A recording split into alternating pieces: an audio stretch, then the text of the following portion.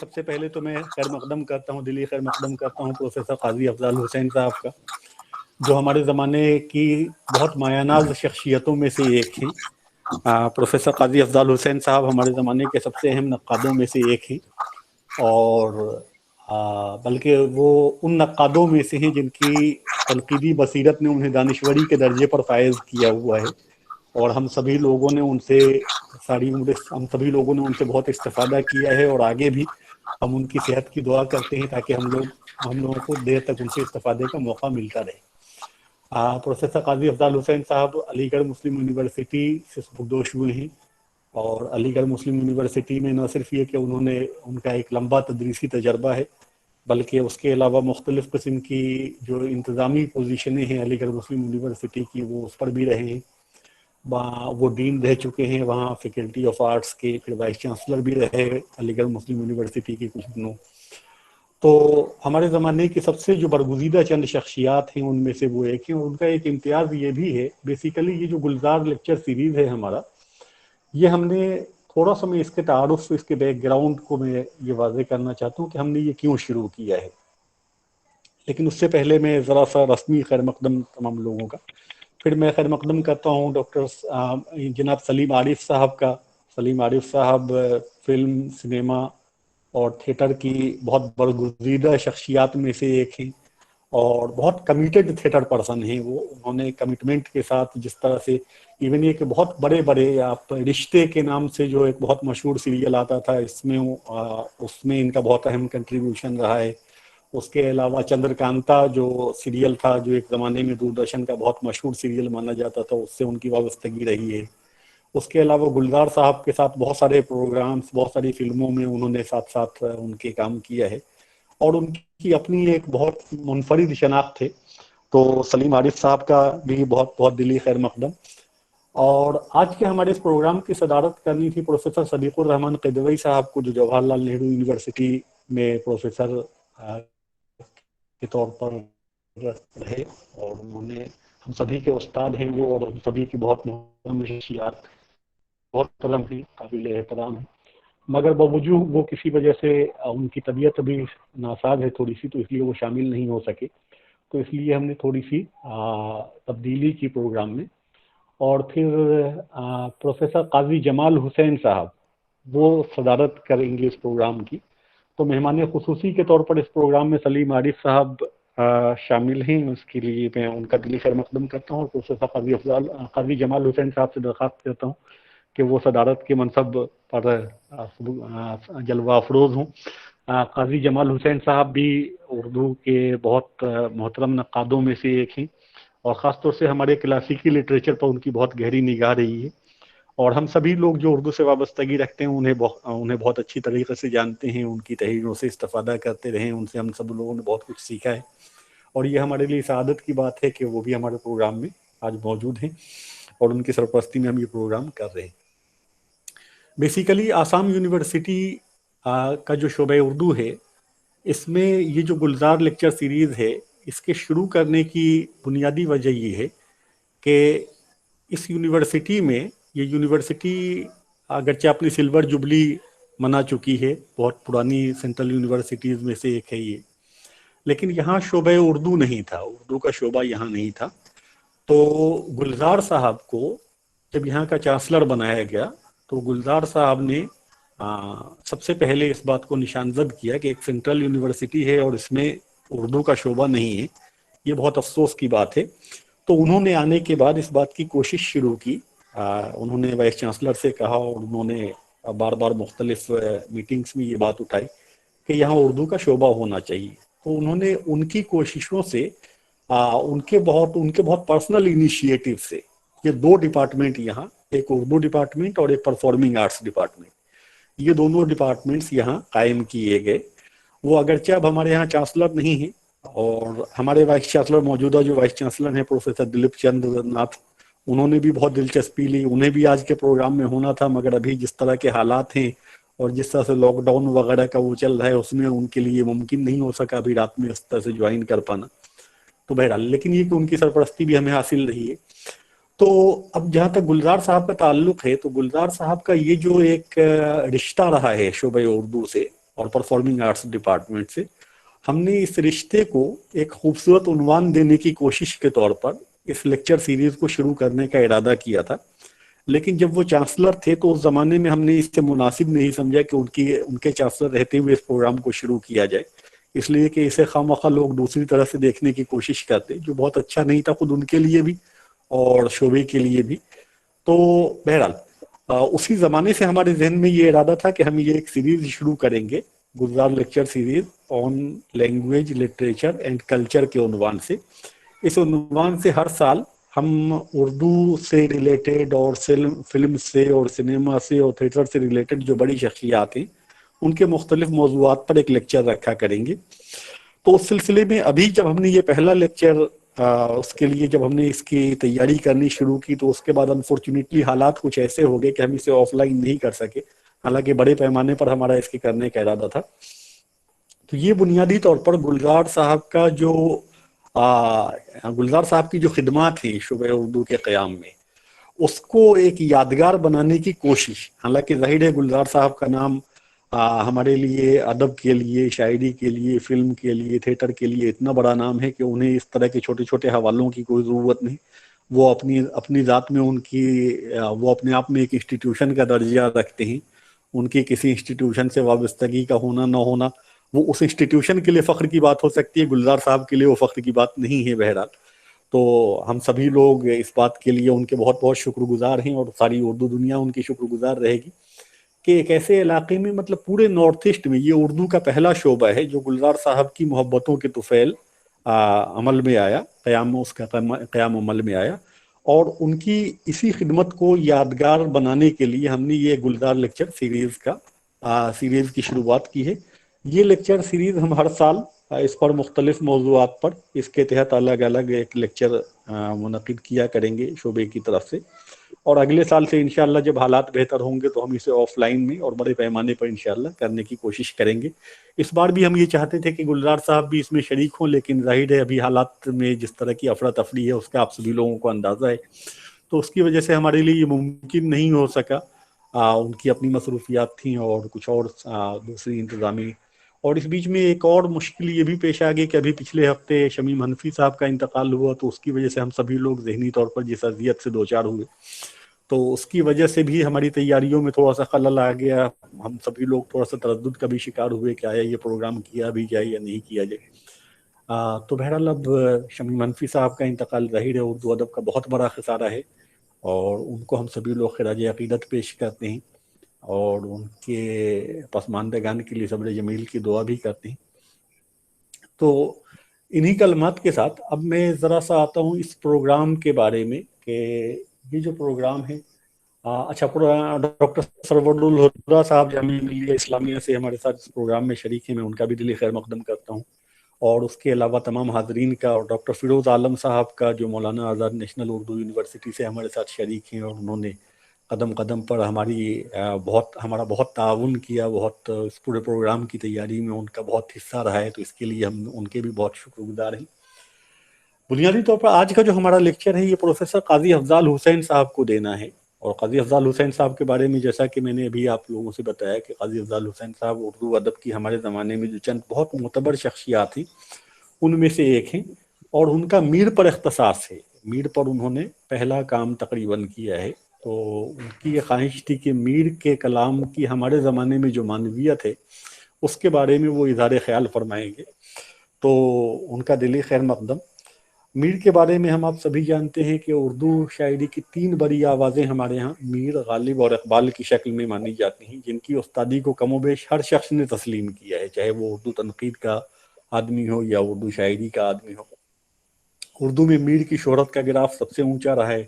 اردو کے ہر بڑے شاعر اور نقاد نے میر کی عظمت کا اعتراف کیا ہے، لیکن ان کی عظمت کا تنقیدی سطح پر تجزیہ بہت قابل اعتماد نہیں۔ میر تنقید کا سارا سرمایہ اب بھی محمد حسین آزاد کے مفروضے کے گرد گھومتا ہے۔ محمد حسین آزاد نے میر کا دھیما لہجہ اور سرگوشی کو میر کے کلام کی عظمت کی بنیاد بتایا تھا۔ حالی نے بھی میر پر تھوڑی سی گفتگو کی ہے، جس کا حاصل میر کا دھیما لہجہ، سرگوشی اور تہم جوش ہے، اور مولوی عبدالحق کے ہاں بھی انہی تصورات کی بازگشت ملتی ہے، انہی تصورات کی توسیع ملتی ہے۔ اس کے علاوہ بعد کے زمانوں میں ہمارے ہاں جن لوگوں نے میر پر کام کیا، تو اس میں عصر حاضر میں سب سے زیادہ اہمیت ہمارے ہاں شمس الرحمن فاروقی کے کام کو دی جاتی رہی ہے، شیر شور انگیز کے نام سے جو ان کا مارکہ آرا کام سامنے آیا۔ لیکن یہ بہت کم لوگ جانتے ہوں گے کہ شمس الرحمن فاروقی سے بیشتر جو چند اچھے کام ہوئے ہیں ان میں قاضی افضال حسین کا نام بہت نمایاں ہے۔ میر کی شعری لسانیات ان کی ڈاکٹریٹ کا مقالہ ہے جو انہوں نے 1982 میں پی ایچ ڈی کے لیے لکھا تھا، اور یہ 1982 کے آس پاس یہ شائع ہوا تھا، اور میر پر جو بہت اچھے کام چند ہوئے ہیں ان میں سے یہ ایک کام مانا جاتا ہے۔ اور اس کا دوسرا ایڈیشن پھر انہوں نے ابھی حالیہ کچھ برس پہلے ابھی شائع کیا، لیکن یہ میر پر ایک طرح سے کتاب حوالہ کی حیثیت رکھتی ہے، میر کی شعری لسانیات، اور میر کو جس زاویے سے انہوں نے دیکھنے کی کوشش کی ہے وہ اپنے آپ میں بہت اہم ہے۔ تو یہ ہمارے لیے بہت سعادت کی بات ہے کہ آج ہم میر کے موضوع پر قاضی افضال حسین صاحب کے خیالات سے استفادہ ہمیں حاصل کرنے کا موقع ملے گا۔ میر کے بارے میں جیسا کہ میں نے ابھی آپ لوگوں سے بتایا کہ میر کی جو تنقید ہے اس کے بارے میں میر کے بارے میں جن لوگوں نے بات کی، میر کی شاعری کا اور میر کی عظمت کا اعتراف کم و بیش اردو کے ہر بڑے شاعر نے کیا ہے اور ہر بڑے نقاد نے بھی کیا ہے، لیکن ان کی عظمت کی بنیادیں کیا ہیں اس کو لے کر کے اختلاف ہے ہمارے یہاں، خاص تنقید میں بہت طرح طرح کے ان کے بارے میں وہ رہے ہیں، معاملات رہے۔ مجنو گورکھپوری نے ان پر کام کیا ہے، تو انہوں نے محمد حسن عسکری صاحب نے ان کے بارے میں جس طرح سے گفتگو کی ہے، اور ان سب نے جس طرح سے سید عبداللہ نے جس طرح سے میر کے ہاں ان کی سوانح تلاش کرنے کی کوشش کی، یا خواجہ منظور حسین صاحب نے، تو یہ پوری کی پوری ایک تاریخ ہے اور اس سے اردو ادب کے سبھی طالب علم واقف ہیں۔ لیکن ظاہر ہے قاضی افضال حسین صاحب کی موجودگی میں ان سبھی معاملات کے بارے میں ہمارا گفتگو کرنا کچھ بہت اچھی بات نہیں۔ آج کا یہ جو موقع ہے اس کو ہم مکتبی باتوں سے قطع نظر ہم یہ چاہیں گے اس کا بیش از بیش ہم فائدہ اٹھائیں اور قاضی افضال حسین صاحب کے خیالات سے ہم استفادہ حاصل کریں، چونکہ وہ بہرحال انہوں نے میر پر بہت اہم کام کیا ہے اور میر پر ان کی بہت گہری نظر ہے۔ تو میں سب سے پہلے ان سے درخواست کروں گا، لیکن ان سے پہلے میں سلیم عارف صاحب سے درخواست کروں گا کہ وہ ذرا سا یہاں اردو کے عمومی صورتحال کے بارے میں، اردو کے شعبوں کی کیا ضرورت ہے، چونکہ یہاں ہمارے یہاں جب شعبہ اردو کا قیام عمل میں آیا گلزار صاحب کی کوششوں سے، تو اس میں سلیم عارف صاحب کا بھی بہت حصہ تھا، انہوں نے بھی بار بار اس کے لیے بہت کوششیں کی۔ تو میں ذرا سا ان سے میں درخواست کروں گا کہ وہ تھوڑا سا میر کے بارے میں اور تھوڑا سا اردو شاعری کے بارے میں ایک عمومی جو ان کا ایک انداز نظر ہے دیکھنے کا، اس کے بارے میں تھوڑا سا وہ اظہار خیال فرمائیں، اور اس کے بعد پھر میں پروفیسر قاضی افضال حسین صاحب کو زحمت دوں گا۔ میں پروفیسر قاضی افضال حسین صاحب سے مؤدبانہ میری درخواست ہے کہ وہ میر کی شاعری کے بارے میں اظہار خیال فرمائیں۔ السلام عزیزی جہانگیر رحمانی نے یہاں رہتے ہوئے دہلی میں ایک مرتبہ مجھ سے کہا کہ میرا اپوائنٹمنٹ آسام میں ہو گیا ہے تو میں آسام یونیورسٹی میں اردو پڑھانے جا رہا ہوں. مجھے بہت تعجب ہوا کہ آخر آسام یونیورسٹی میں کیا ہے, وہاں کیوں پڑھانے جا رہے ہیں. اب جب یہ وہاں گئے اور وہاں سے پہلی اطلاع انہوں نے مجھے یہ دی کہ اس کے چانسلر گلزار صاحب ہیں, تو میرے لیے یہ حیرت کی بات تھی. بلکہ مجھے حیرت کی بات تھی, دوسروں کے لیے نہیں رہی ہوگی, کیونکہ یہ ایک نیچرل شاعر, ایک فطری شاعر ہے, ایک فطری زبان میں شعر کہہ رہا ہے. یہ بات میں نے جاوید عثمانی کے وہاں رہنے سے معلوم کی, دریافت کی رفتہ رفتہ. اب انہوں نے مجھ سے یہ درخواست کی کہ آپ کچھ گفتگو کیجیے, تو میں نے صرف اس خیال سے کہ گلزار صاحب کی یونیورسٹی ہے, مجھے عوام کے غالب یا اقبال یہ لوگ خاصے اسپیشلائزڈ لوگ ہیں, تو کیوں نہ میر صاحب پہ گفتگو کی جائے. اس کی وہ وجہ نہیں ہے جو جاوید رحمانی نے بیان کی کہ میں نے پی ایچ ڈی کیا ہے. ارے بھائی, پی ایچ ڈی تو ہر آدمی کسی نہ کسی پہ کرتا ہے, اور غالب پر پی ایچ ڈی کرنے والوں کی تعداد کا کوئی سوال ہی نہیں ہے, بے حساب لوگ ہیں. لیکن میں نے میر کا انتخاب بالکل دوسری وجہوں سے کیا ہے. ایک تو اس لیے کہ وہ عوام کا شاعر ہے, اور بالکل فطری طور پر اس کی طبیعت یا مزاج میں یہ بات ہے کہ وہ شعر کہے بغیر نہیں رہ سکتا. مجھے گلزار صاحب کی مناسبت سے یہ بات ٹھیک معلوم ہوئی کہ گلزار صاحب کے لیکچرز شروع کرنے چاہیے میر صاحب سے, دو مناسبتوں کی وجہ سے. ایک تو اس وجہ سے کہ وہ فطری بالکل نیچرل شاعر ہے, اور دوسرے اس لیے کہ وہ اس کے بغیر رہ نہیں سکتا. اور میں بہت واقعی خوش ہوتا ہوں کہ گلزار صاحب کو اتنا بہرحال لوگوں نے ریکگنائز کیا کہ انہیں ایک یونیورسٹی کا وائس چانسلر بنایا. پہلا نتیجہ یہ ہوا کہ ان کے وائس چانسلر ہوتے ہی وہاں ایک ڈپارٹمنٹ اردو کا کھل گیا. تو ایک فطری شاعر ہے جو ایک فطری زبان میں شعر ہے. مجھے اس بات سے واقعی بہت خوشی ہوئی.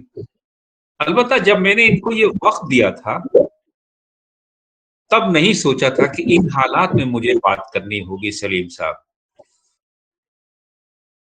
ایسا صاحب قافلہ اٹھا ہے, شمس الرحمان, شمیم حنفی, ایسا قافلہ اٹھا ہے کہ آپ کو کیا بتاؤں.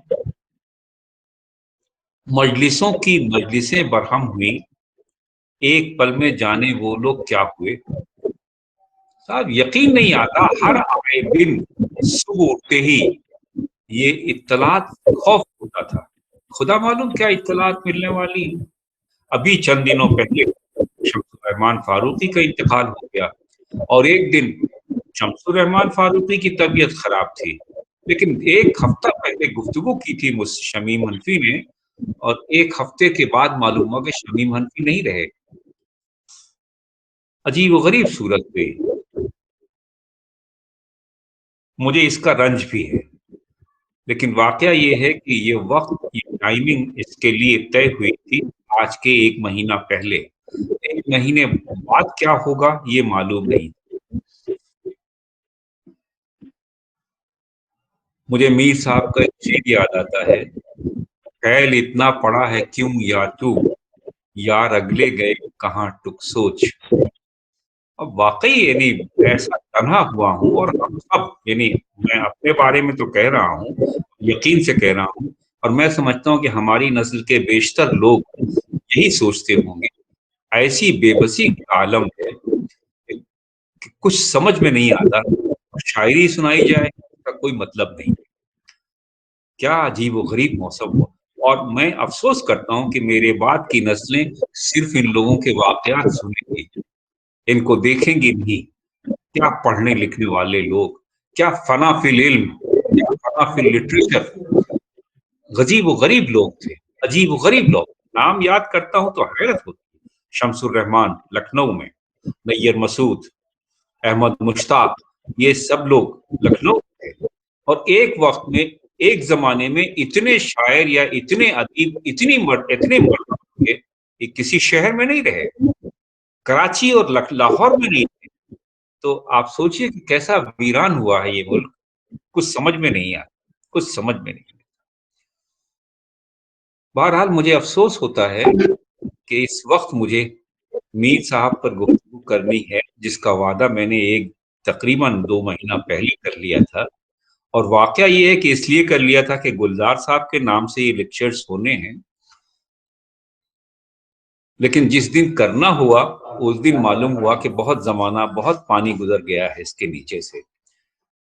ان لوگوں کو یاد کرتے ہوئے، ان کا رنج کرتے ہوئے، اپنے سرپرستوں کو ضائع کرنے کا افسوس کرتے ہوئے، میں میر صاحب پر چند باتیں شروع کرتا ہوں، آپ دیکھیے آپ کے کام کی ہیں یا نہیں۔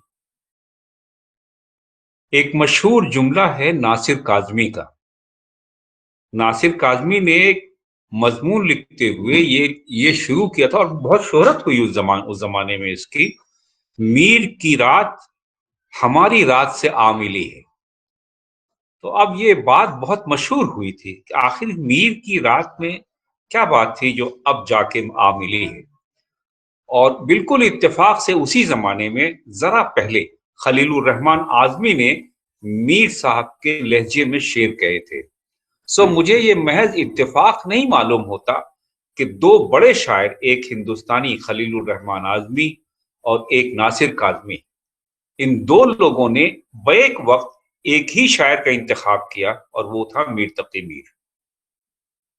عجب اتفاق ہے، اور بلکہ کہنا چاہیے کہ عجب بصیرت ہے ان لوگوں کی کہ انہوں نے یہ محسوس کر لیا تھا کہ یہ ایک ایسے زمانے کے قریب آ گئے ہیں جو میر صاحب کے زمانے سے جا کے مل جاتا ہے۔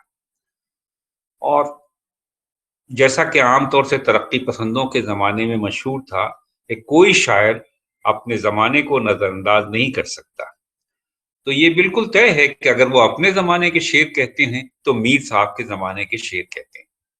بلا شبہ میر صاحب کی اسی کلاسیکی فکر یا ان کا ذہن جو میر صاحب کی طرف ایک خاص ذہن، ایک خاص رویہ رکھتا ہے، وہ تو نہیں ہوتا، اور بلکہ سماج کی وہ ذمہ داری بھی نہیں ہے ان کی، لیکن بہرحال وہ لہجہ، وہ لفظیات، وہ فن، وہ سارا کا سارا خلیل الرحمن اعظمی نے اور ناصر کاظمی نے میر تقی میر سے مستعار کیا۔ اور یہ بالکل اتفاق ہے کہ اس وقت اب میں آپ سے کیا کہوں کہ مجھے وہ شعر یاد آ رہے ہیں جو اگر بالفرد نہ بتائے جائیں کہ یہ میر کے ہیں تو یقین نہیں آتا کہ یہ میر کے ہوں گے۔ لگتا ہے ہمارے زمانے کا کوئی شاعر ہے جو اس طرح کے شعر کہہ رہا ہے۔ آپ کو شعر سناتا ہوں۔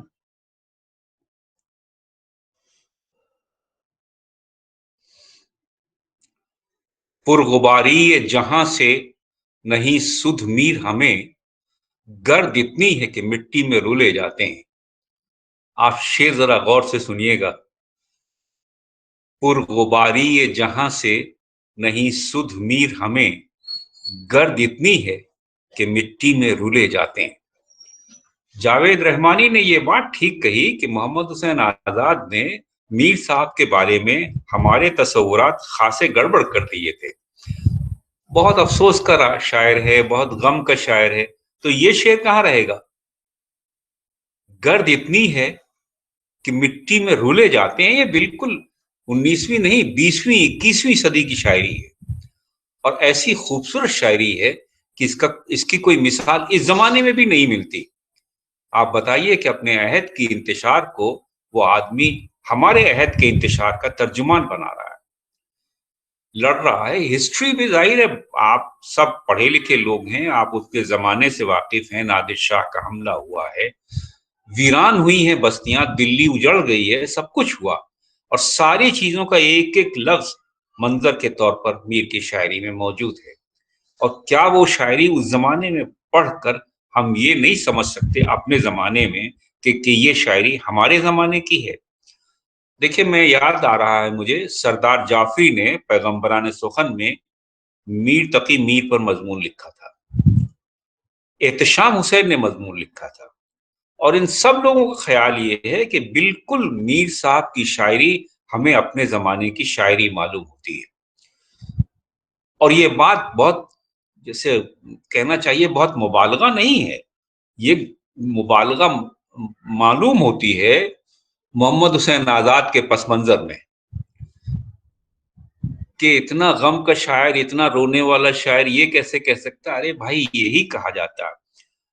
ہمارے زمانے میں خلیل الرحمن اعظمی میر صاحب کی ایک زمین ہے، اس حادثے کی باؤ سے ہر ایک شجر حجر کیسا ہی پائیدار تھا آخر اکھڑ گیا۔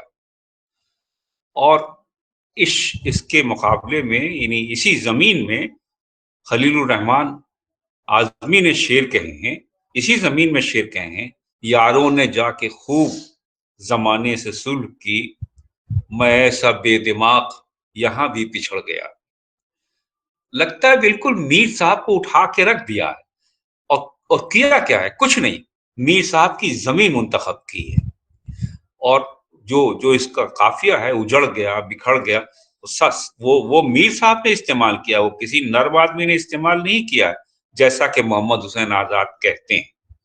تو اس اعتبار سے انہوں نے بہت کمال کا انتخاب کر دیا۔ سردار جعفری نے، احتشام حسین نے، بلکہ آل احمد سرور نے، اور آخر شمس الرحمن فاروقی نے۔ اگرچہ شمس الرحمن فاروقی کا مقصد میر کے انتخاب سے یہ تھا نہیں، لیکن یہ نکلتا ہے اس میں سے کہ میر صاحب کی شاعری میں منتخب اشعار آپ کو اپنے زمانے کے ترجمان مل جائیں گے۔ ایسا کمال کا شاعر ہے، ایسا کہنا چاہیے آفاقی نوعیت کا شاعر ہے، جس کی نظر اپنے زمانے کے 20 تقریباً 100 برس بعد بھی دیکھ رہی تھی۔ اور یہ کوئی بہت معمولی بات نہیں ہے سلیم صاحب، یہ بہت ذہانت کی، بہت زیادہ اعلیٰ فکر کی پہچان ہے، اور وہ تقریباً ہر بڑے شاعر کے یہاں ہوتی ہے۔ آپ کہیے اسی طرح کے اشعار آپ غالب کے یہاں نکال دیں گے، اسی طرح کے اشعار دوسرے بڑے شاعر مصفی کے یہاں نکال دیں گے، لیکن یہ ذہانت جو ہے یہ میر صاحب سے شروع ہوتی ہے، اور یہی وجہ ہے کہ ان کے بعد کے زمانے کے تقریباً ہر شاعر نے ان کا اعتراف کر لیا۔ ہاں وہ بڑے شاعر تھے۔ بڑے شاعر کیوں تھے؟ کیونکہ انہوں نے سوچا، اور ہم نے بھی سوچا، اور ہم نے دیکھا کہ ہمارے سوچنے میں بڑی مماثلت ہے۔ آپ سے میں نے عرض کیا نا کہ ابھی اس حادثے کی باؤ سے ہر ایک شجر حجر کیسا ہی پائیدار تھا آخر اجڑ گیا۔ ہم نے ویسے ہی دیکھا ہے جیسے کہ خلیل الرحمن اعظمی نے دیکھا تھا، یاروں نے جا کے خوب زمانے سے صلح کی، میں ایسا بے دماغ یہاں بھی بچھڑ گیا۔ اور یقین نہیں آتا کہ یہ اس مطلع کا شعر نہیں ہے، یہ شعر اب کہا گیا اور اب پسند کیا گیا۔ یہ عظمت کے اسباب جو ہوتے ہیں شاعروں کے، وہ ان کے تخیل سے اور ان کے تجربے سے ظاہر ہوتے ہیں۔ تو یہ ظاہر ہوئے ہیں سلیم صاحب، یہ اور ظاہر ہوتے رہے۔ اور ابھی کیا، ابھی تو زمانہ گزرنے دیجئے، حالات کو مزید انتشار، مزید مایوسی میں بدلنے دیجئے، آپ اپنے آپ کو مزید میر تقی میر کے قریب پائیں گے۔ یہ بہت کمال کی بات ہے اور بہت اچھی بات ہے۔ پھر میر صاحب کا انتخاب اس لیے بھی کیا گیا تھا، میں نے جاوید سے کہا بھی تھا کہ میر اردو شاعری کی بنیاد گزار ہیں۔ انہوں نے جو بنیادیں رکھ دی ہیں وہ اس کی شاعری کی بنیادیں بن گئی ہیں۔ وہ اردو شاعری کے آخر مجنوں، لیلا، فرہاد، زمانہ، دلی، دشت، کیا ہے یہ سب میر جی کے رکھے ہوئے الفاظ ہیں، ان کی لفظیات ہے جو ہم بتکرار دہراتے ہیں، جو ہم اسے سنتے ہیں اور سناتے ہیں۔ یہ غالباً دوسری بڑی وجہ ہو سکتی ہے کہ ہم نے میر کا انتخاب کیوں کیا ہے، کیونکہ وہ لفظیات، وہ بحر صاحب، فراق صاحب جیسا بد دماغ آدمی شعر کہتا ہے تو میر صاحب کے اس میں کہتا ہے سوئے ہیں کھوئے ہیں، یہ سب کیا کر رہے ہیں۔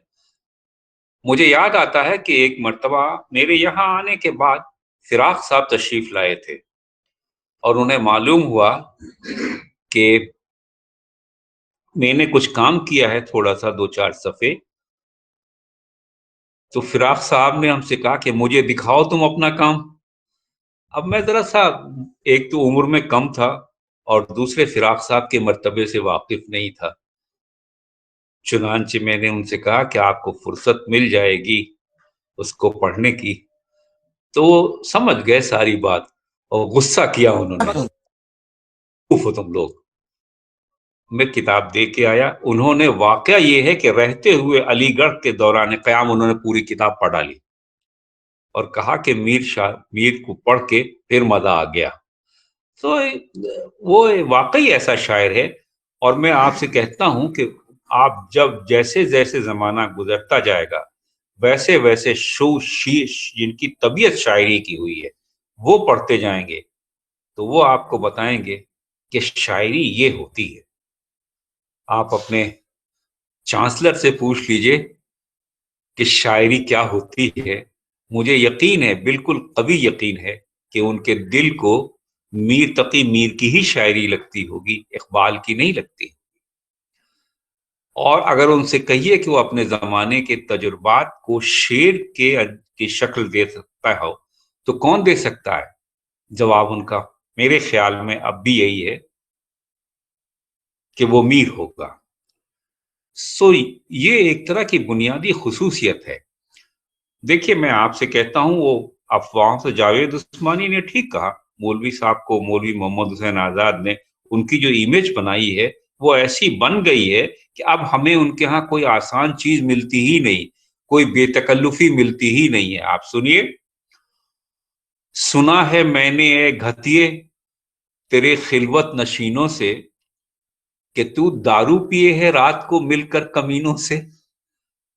آپ نے یہ شعر پہلے نہیں سنا ہوگا اور اب شاید اس کے بعد بھی نہیں سنیں گے، وہ محمد حسین آزاد کی وجہ سے۔ اور جب یہ امیج توڑنے کی کوشش کی جاتی ہے تو یقین نہیں آتا کہ یہ شعر بھی میر کا ہوگا۔ جی ہاں، یہ شعر بھی میر کا ہے۔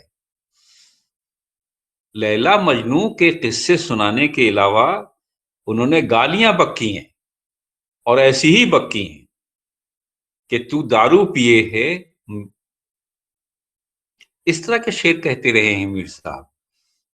تو میرا خیال ہے کہ یہ تیسری بڑی وجہ ہے اپنے تحقیق کے زمانے میں، بلکہ فاروقی صاحب نے بھی اپنی کتاب کے زمانے میں اس پر بہت غور کیا اور مجھ سے بار بار ڈسکس کیا کہ یہ کیا قصہ ہے۔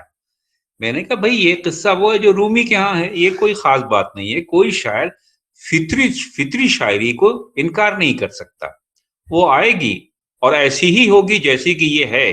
گڑبڑ کیا ہے محمد حسین آزاد نے، انہوں نے بتا دیا ان کو کہ وہ بڑے پاگل تھے اور خدا معلوم کیا قصہ تھا صاحب، تو وہ انہوں نے اس کو مشہور کیا۔ لیکن واقعہ یہ ہے کہ میر نے شاعری میں ٹرینڈ صحیح کیا، بلکہ ٹھیک یہ ہے کہ اردو شاعری میں امیج شاعر کی کیسی ہوگی، جیسی میر کی ہے ایسی ہوگی۔ بہت دیر پا اثر پڑے گا میر تقی میر کا اردو شاعری کے اثرات پہ۔ ہاں ایک بات ضرور ہے جو میں شمس الرحمن کے حوالے سے کہنا چاہتا ہوں، اور یہ بات میں نے شمس الرحمن کے زمانے میں بھی کہی تھی، انہی سے کہی تھی، خفا ہوئے تھے نو ڈاؤٹ، اس میں کوئی شبہ نہیں ہے۔ میں نے ان سے کہا تھا کہ دیکھیے آپ شعر کی شرح لکھ رہے ہیں، اور ایک شعر کی شرح لکھتے ہیں اور اس کے معنی لکھتے ہیں، اور ظاہر ہے کہ جیسی شرح انہوں نے لکھ دی ہے بے مثال سلیم صاحب بے مثال شرح لکھتی ہے، لیکن شعر میں صرف شرح نہیں ہوتی، اور ایک سادہ سا اصول اس کا یہ ہے کہ جو شرح آپ نے شعر کی لکھی ہے اسی شرح کی انہی کے شعر سے ایک دوسری شرح کا مقابلہ کر لیجئے۔ ایک شعر کہا، آپ نے اس کی شرح لکھی، میر صاحب نے پھر دوسرا شعر کہا، پھر لکھ لیجئے، تو آپ کو لگے گا کہ اس کے کہنے میں ایک کنسسٹنسی ہے، ایک تکرار ہے، ایک لفظ ہے جو بار بار استعمال کرتا ہے۔ مثلا گل، سادہ سا لفظ، مثلا وہ سیلاب، آپ کو مشہور شعر سناتا ہوں ان کا، کن نیندوں اب تو سوتی ہے اے چشم گریہ ناک، مژگاں تو کھول شہر کو سیلاب لے گیا۔ شہر کو سیلاب لے گیا۔ اپنی طالب علمی کے زمانے میں یہ سوال ہم نے کہا تھا یہ شہر کیا ہے؟ یہ بھی میر صاحب کا جواب ہے کہ شہر نظم اور انضباط اور احتیاط کا نام ہے۔ شہر نام ہے نظم کا، انضباط کا اور احتیاط کا.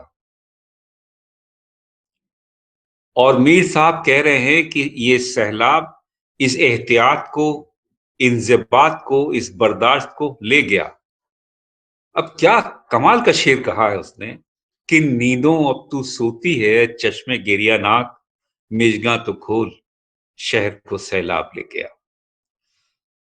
اور اب اندازہ ہوتا ہے کہ ایک جنون ہے، ایک بے ترتیبی ہے، ایک جذبہ ہے جس نے اس احتیاط کی جڑیں اکھاڑ دی ہیں. وہ احتیاط ہم نہیں کر سکتے. ہم رونا چاہتے ہیں، رو نہیں سکتے. اور ایسا رونا جو میر صاحب نے رویا ہے، جن سے سیلاب گزر جاتا، اس کا تو نہ زمانہ ہے نہ موقع ہے. وہ تو اب ہمیں کوئی اس طرح روتا بھی نہیں، اب رو بھی نہیں سکتے ہم. میرا یہ کہنا ہے کہ اس نے جو لفظ استعمال کیے وہ ایک لفظ نہیں ہے، وہ لفظ ایک پورے نظام کائنات، ایک پورے نظام حیات کا حصہ ہیں، سمبل ہیں، علامت ہیں. اور وہ اس نظام کائنات کے اس حصے کو اپنی طرف سے استعمال کر کے نئے معنی نکالتا ہے.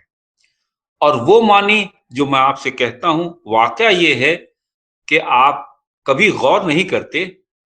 اچھا چلیے، آپ غور کیسے جب کریں گے، غور کرنے کے لیے جب کہا جائے گا، روایت ہوگی تب نہ کریں گے، ورنہ نہیں ہوتا ہے غور. اس میں کیا بات ہے؟ نازکی اس کے لب کی کیا کہیے، پنکھڑی ایک گلاب کی سی ہے. ٹھیک ہے، کامن سا شعر ہے، ہر شخص کو یاد ہے. میں نے اپنے دوستوں سے کہا، بھائی یہ نازکی کا کیا مطلب؟ گلاب کی پنکھڑی سے تو ذکر ہو رہا ہے، تو سرخ رنگ کا ہوگا، خوشبو کا ہوگا. یہ پنکھڑی کی نازکی کا کیا ذکر ہوا اس میں؟ تو پھر میرے احباب کے سامنے یہ گفتگو ہو رہی تھی کہ بھائی دیکھنے والی آنکھوں سے دیکھنے والی چیزوں کو سرخ کہتے ہیں، ناک سے سونگھنے والی چیزوں کو خوشبو کہتے ہیں، اور نازک کہتے ہیں اس چیز کو جو ہاتھ سے چھو کے دیکھی جائے. تو وہ صرف محبوب کے نازکی کا ذکر نہیں کرتا، بلکہ وہ خبر بھی نہیں دیتا، بلکہ وہ اس تجربے کا ذکر کرتا ہے جو نازکی کا اس ہونٹ کے سلسلے میں ہے. اور صاحب اتنی معمولی سی بات کو اتنا گہرا کیا ہے اس آدمی نے کہ ہمارے سارے احباب حیرت سے دیکھنے لگے کہ واقعی. میں نے کہا جی ہاں، واقعی میر ایسا ہی تھا. کوئی معمولی سا شعر پڑھیے ان کا تو آپ کو لگے گا کہ اس میں ایسی ترکیبیں کی ہیں، ایسا استعمال کیا ہے لفظ کو، جس کے بظاہر معنی جو ہوتے ہیں وہ بظاہر معنی ہوتے ہی نہیں. تجھ لبوں کا جواب ہیں یہ لال. پہلے مصرے میں سوال کیا ہے کہ کیا تیرے ہونٹوں کا جواب ہیں یہ لال کے پتھر.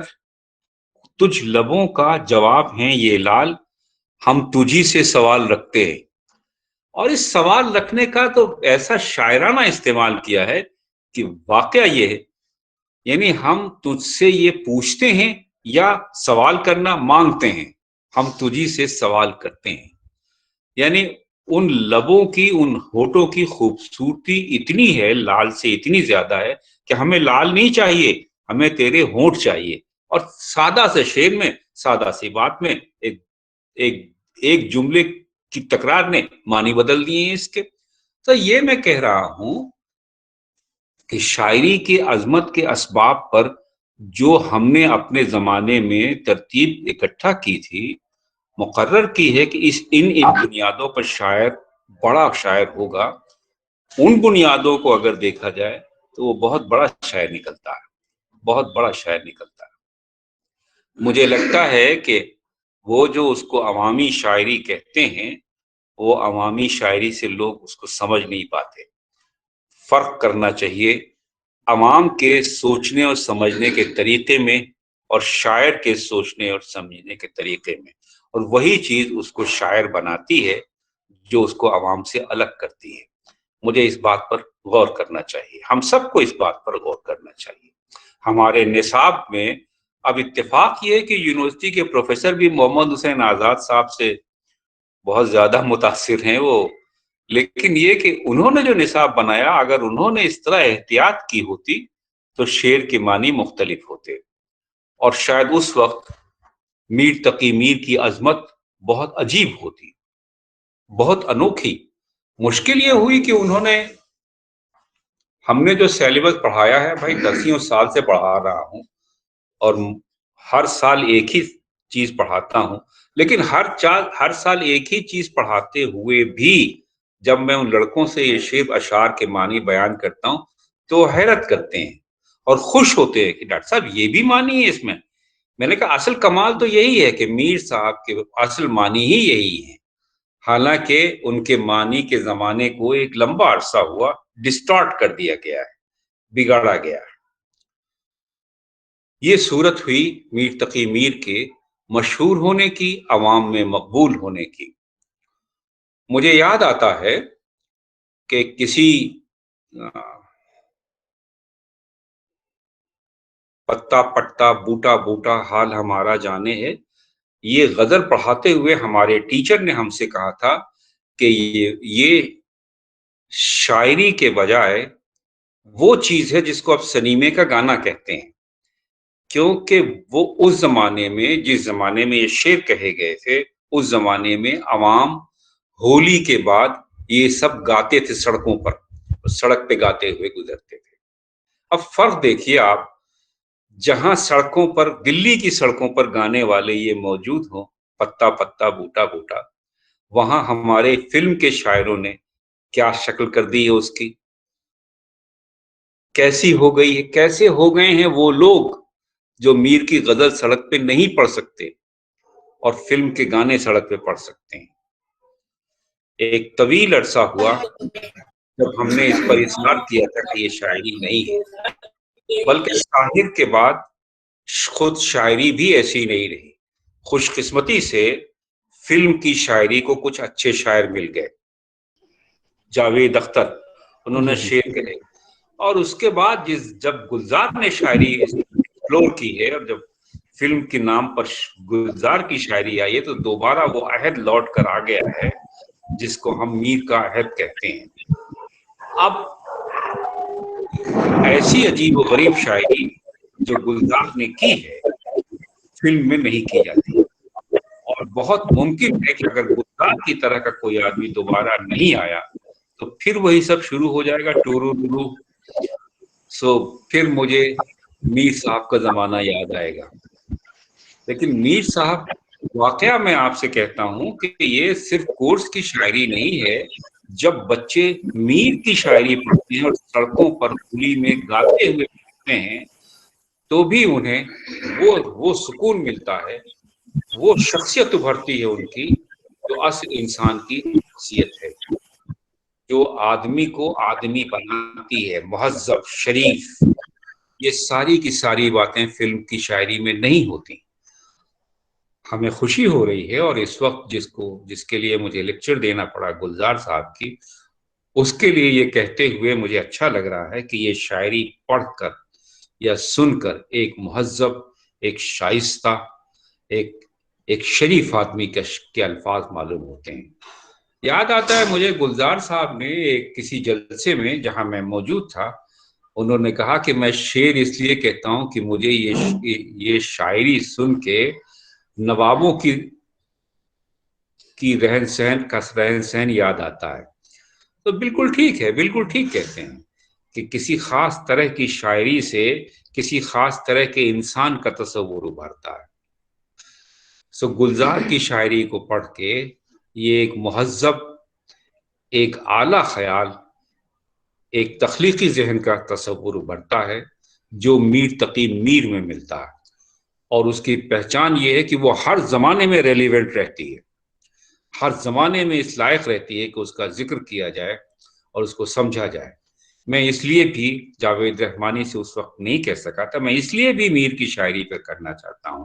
میں آج بھی میر کی شاعری پر گفتگو اسی لیے کر رہا ہوں کہ مجھے اس سے انسانوں کی ایک اعلیٰ افضل ترین نسل کا پتہ چلتا ہے، فکر کی ایک اعلیٰ سطح کا پتہ چلتا ہے، فن کے اس سطح کا پتہ چلتا ہے جس کی تکرار اس کے بعد تقریباً ہر شاعر نے کی ہے۔ اور میں دیکھتا یہ ہوں کہ شکیل بنایونی کا خیر زمانہ جانے دیجئے، لیکن ساحر لدھیانوی کے بعد یہ شاعری اب گلزار صاحب کے زمانے میں بلا شبہ انہوں نے ظاہر کچھ وقت کی ضرورت ہوتی ہے، وہ بھی انہوں نے کیا ہے، لیکن اس کے علاوہ جو کچھ انہوں نے کہا ہے وہ بہت کمال کا ہے۔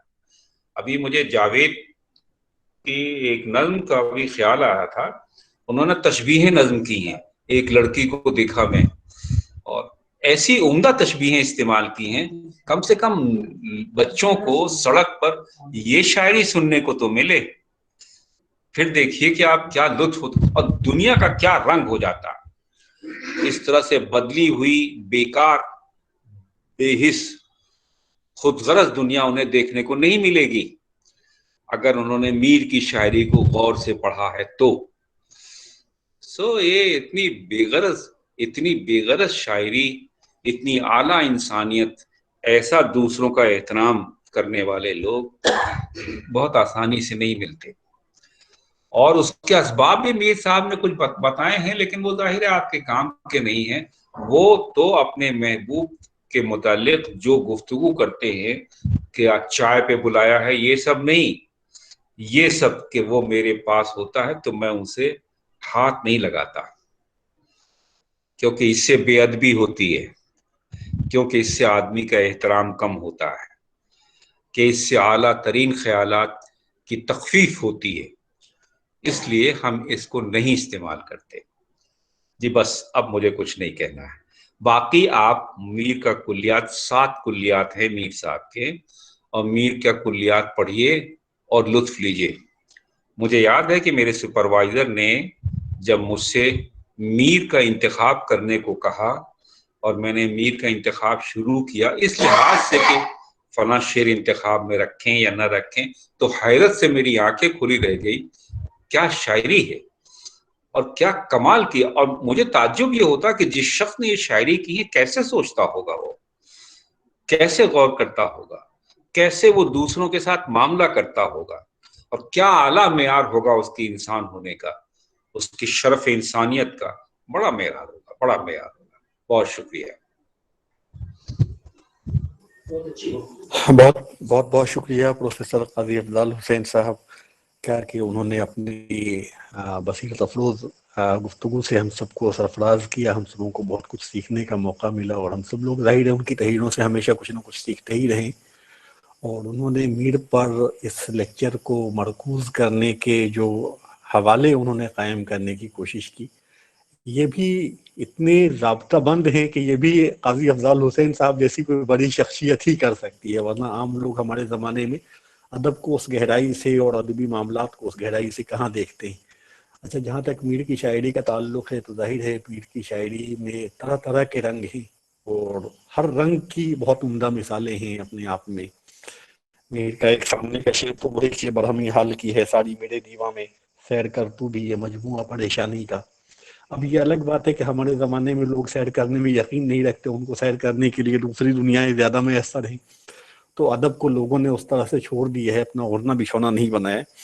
اب دیکھیے میر کا ایک شعر، بہت اچھے شعر قاضی افضال حسین صاحب نے سنائے، اور ظاہر ہے اس کے بعد اور کسی شعر کا کیا وہ رہ جاتا ہے، لیکن پھر بھی یہ شعر دیکھیے کہ جن بلاؤں کو میر سنتے تھے، جن بلاؤں کو میر سنتے تھے ان کو اس روزگار میں دیکھا۔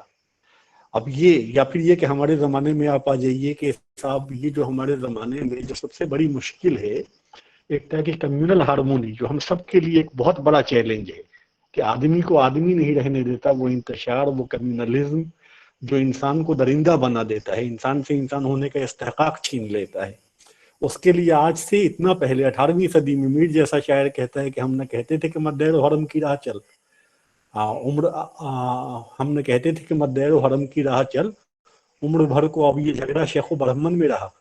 تو یہ اور اس طرح کی بہت ساری چیزیں ہیں جو ہم سبھی کو، ہم لوگ جب ادب کے پرشوق طالب علم ہوتے ہیں تو ادب ظاہر ہے ہمیں صرف تفریح کا سامان مہیا نہیں کرتا، بلکہ وہ ہمیں مہذب بناتا ہے، ہمیں سویلائزڈ کرتا ہے۔ شرط یہ ہے کہ ہم نے ادب کی تدریس کسی اچھے استاد سے کی ہو، جس طرح جیسے قاضی افضال صاحب ہیں، قاضی جمال صاحب ہیں، یا شمی منفی صاحب تھے، یا اور جو بڑے ہمارے مجنو گورکھپوری صاحب تھے، یا اختر اورینوی صاحب تھے، یا اور اس طرح کے لوگ. اب ہمارے زمانے میں تو ظاہر ہے ایسے لوگ خال خال رہ گئے ہیں، بہت کم رہ گئے ہیں، تو جو ہیں ہمیں ان کی قدر کرنی چاہیے. اچھا، گلزار صاحب کا بھی ذکر ہے تو ظاہر ہے ایک بہت بنیادی چیز انہوں نے جو اسباب قاضی افضل صاحب نے بتائے وہ ظاہر ہے، اور ان کا احترام اپنی جگہ، ان کا ہم سبھی لوگ احترام کرتے ہیں. لیکن ایک اور بنیادی بہت چیز ہے کہ جو ہمارے یہاں ادب اور زندگی میں دوئی کا جو ایک تصور رہا ہے کہ ہم دونوں کو دو الگ الگ خانوں میں بانٹ کر کے دیکھتے ہیں. گلزار صاحب نے اپنی پوری زندگی میں اس کو بانٹنے کی بہت کامیاب کوششیں کی ہے. یہ بہت بنیادی ان کا ایک کنٹریبیوشن ہے. جیسے اب آپ یہ دیکھ لیجئے کہ ساحر لدھیانوی کے ہاں ادبی شاعری اور فلمی شاعری کی حدیں ختم ہو جاتی ہیں، بالکل ایک مقام پر آ جاتی ہیں. تو اب ساحر کے بعد فلم انڈسٹری میں ہمیں پہلی شخصیت گلزار صاحب کی دکھائی دیتی ہے جن کی جو ملٹی ڈائمینشنل پرسنالٹی ہے اس میں یہ ادبی شاعری اور فلمی شاعری کی حدیں تقریباً ختم ہو جاتی ہیں. اس کے علاوہ بھی ان کی شخصیت کے بہت سارے شیڈز ہیں، جیسے انہوں نے مرزا غالب جیسا مارکا آرا سیریل بنایا. بہت کم لوگ اس بات کو جانتے ہوں گے کہ غالب کو عام مقبولیت سے دوچار کرنے میں، عام ہندوستانی عوام کے دلوں تک پہنچانے میں مرزا غالب سیریل نے جتنا اہم رول پلے کیا ہے وہ بہت کم چیزوں نے کیا ہوگا، اور یہ ہمارے یہاں یہ گلزار صاحب کے ذہن کی اختراع تھی. تو گلزار صاحب کے اردو پر بے پناہ احسانات ہیں، اس کے لیے ہم سبھی لوگ ان کے شکر گزار ہیں، اور ہم سبھی لوگ ان کی صحت کی اور عافیت کی اور لمبی عمر کی دعا کرتے ہیں، اور ان کے شکر گزار ہیں کہ وہ ہم سبھی لوگوں کے بارے میں، ادب کے بارے میں، کائنات کے بارے میں، ادبی معاملات کے بارے میں مستقل سوچتے ہیں اور سنجیدگی سے اس پر عمل کرنے کی کوشش کرتے ہیں، اور اس کا فیض ہم سبھی لوگ اٹھاتے رہیں. میں بہت بہت شکر گزار ہوں پروفیسر قاضی افضل حسین صاحب کا کہ انہوں نے اپنی عمدہ گفتگو سے نوازا. اور میں نے ان کے کام میر کی شعری لسانیات کا ذکر اس لیے نہیں کیا تھا کہ وہ بنیادی طور پر ان کا کام میر پر ہے تو وہ میر پر انہوں نے گفتگو کرنی چاہیے، بس صرف یہ بتانا مقصود تھا کہ عام طور پر ہمارے یہاں نئی نسل یہ مان کر کے چلتی ہے کہ شعر شور انگیز نے سب سے پہلے میر پر بڑا کام کی شکل اختیار کی، جبکہ مجھے یہ لگتا ہے کہ شعر شور انگیز تک پہنچنے کے لیے، شمس الرحمن فاروقی کے اس کام تک پہنچنے کے لیے جو اور بہت سے کام ہیں جنہوں نے بنیادیں اس کی فراہم کی، اس میں جو سب سے اہم ترین چند کام ہیں ان میں حسن عسکری صاحب کا کام اور افضل حسین صاحب کا کام بھی شامل ہے.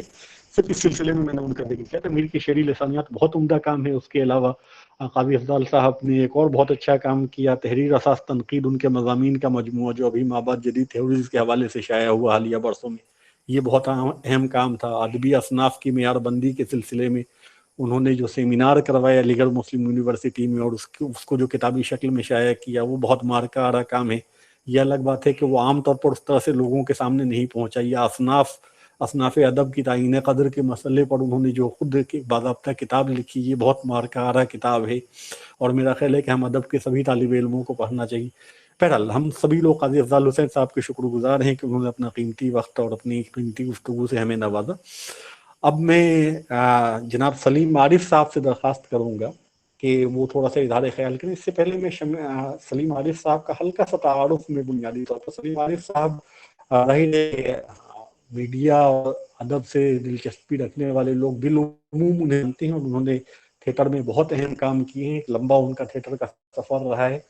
ابھی آج کل وہ بیسیکلی ہیڈ ڈپارٹمنٹ ہیں کلچرل اسٹڈیز کے ووڈس انٹرنیشنل ایک آرگنائزیشن ہے جو ایشیا کی سب سے لارجسٹ آرگنائزیشن مانی جاتی ہے ڈرامہ اور فلم وغیرہ کی اسٹڈیز سے ریلیٹڈ.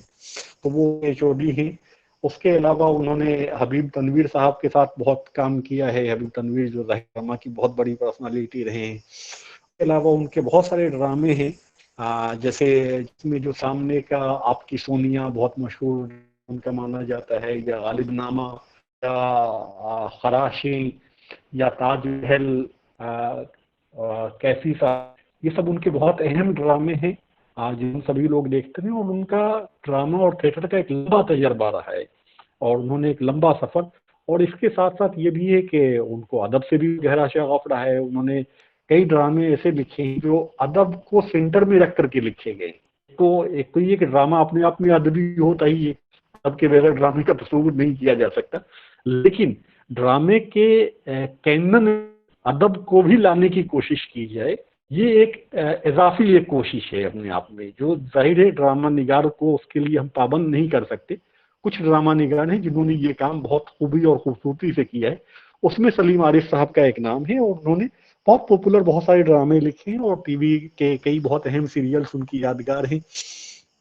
जबान पर उन्हें एक तरह से हाकिमाना कुदरत हासिल है और जबान पर जो उनका कमांड है उसकी वजह से भी वो बहुत सारे खूबसूरत ड्रामे उन्होंने उस शक्ल में लिखे जिस शक्ल में हमने उन्हें देखा है।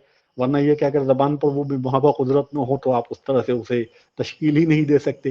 तो हम शुक्रगुजार हैं सलीम आरिफ साहब के कि उन्होंने हमारी दरख्वास्त पर हमारे प्रोग्राम में मेहमान खुसूसी की हैसियत से शिरकत फरमाना कबूल किया। और अभी जिस तरह के हालात हैं, और आज बॉम्बे में आज ऐसे भी वो जो अभी एक बहुत अजीब सा मौसम भी बॉम्बे का बहुत दरहम बरहम बना हुआ है, और पूरा एक माहौल तो हमारा दरहम बरहम है ही, उसमें जाहिर है अभी बहुत मुश्किलें हैं हम सभी लोगों के सामने। तो इतने सख्त वक्त में भी उन्होंने हमारे लिए वक्त निकाला, उसके लिए हम सभी लोग उनके शुक्रगुजार हैं। और अब मैं उनसे गुजारिश करूंगा कि वो ज़रा सा 18वीं 19वीं सदी के बारे में और थोड़ा सा उर्दू शायरी के बारे में और उर्दू के बारे में अपने ख्यालात से हमें नवाजें। कुछ वो इज़हार ख्याल करें वो, तो उनसे मैं दरख्वास्त करूंगा कि जनाब सलीम आरिफ साहब। हाजी साहब की इजाज़त से जो मेरे दो चार ख्यालात आप सबके साथ साझा करें। मुझे लगता है उर्दू शायरी में मीर उन चंद शायरों में से हैं जो अपने लहजे से पहचाने जाते हैं, और जो उर्दू शायरी का मिजाज बना है, मिजाज जिसको हम कहते हैं, जो शायरी जिस वक्त तश्कील में आती है और वो उसका अपना एक मुहावरा बनता है जिसे हम कहते हैं। उर्दू शायरी का पहला बड़ा मुहावरा जो हमें नजर आता है नजर आता है, और जाहिर है कि वो मीर की गूंज आने वाले 300 साल के शायरी में कहीं ना कहीं रही। और ऐसे बहुत से मशहूर गजलें आज के दौर में जिनकी जड़ें आपको मीर के शेर में मिल जाती। और मैं बड़ी मोटी मोटी सी कुछ मिसालें मुझे जो याद आती है, जैसे इनका परस्तिश की यहाँ तक क्या है बुत तुझे नजर में सभी को खुदा करते सबों के नजर में सबों के खुदा करते। अब उसको लेकर सर झुकाओगे तो पत्थर देवता हो जाएगा, उस तरह के फिर बाद में पूरी गजलें हैं और शायरी वो एक उनके बीच से निकली हुई नजर आती।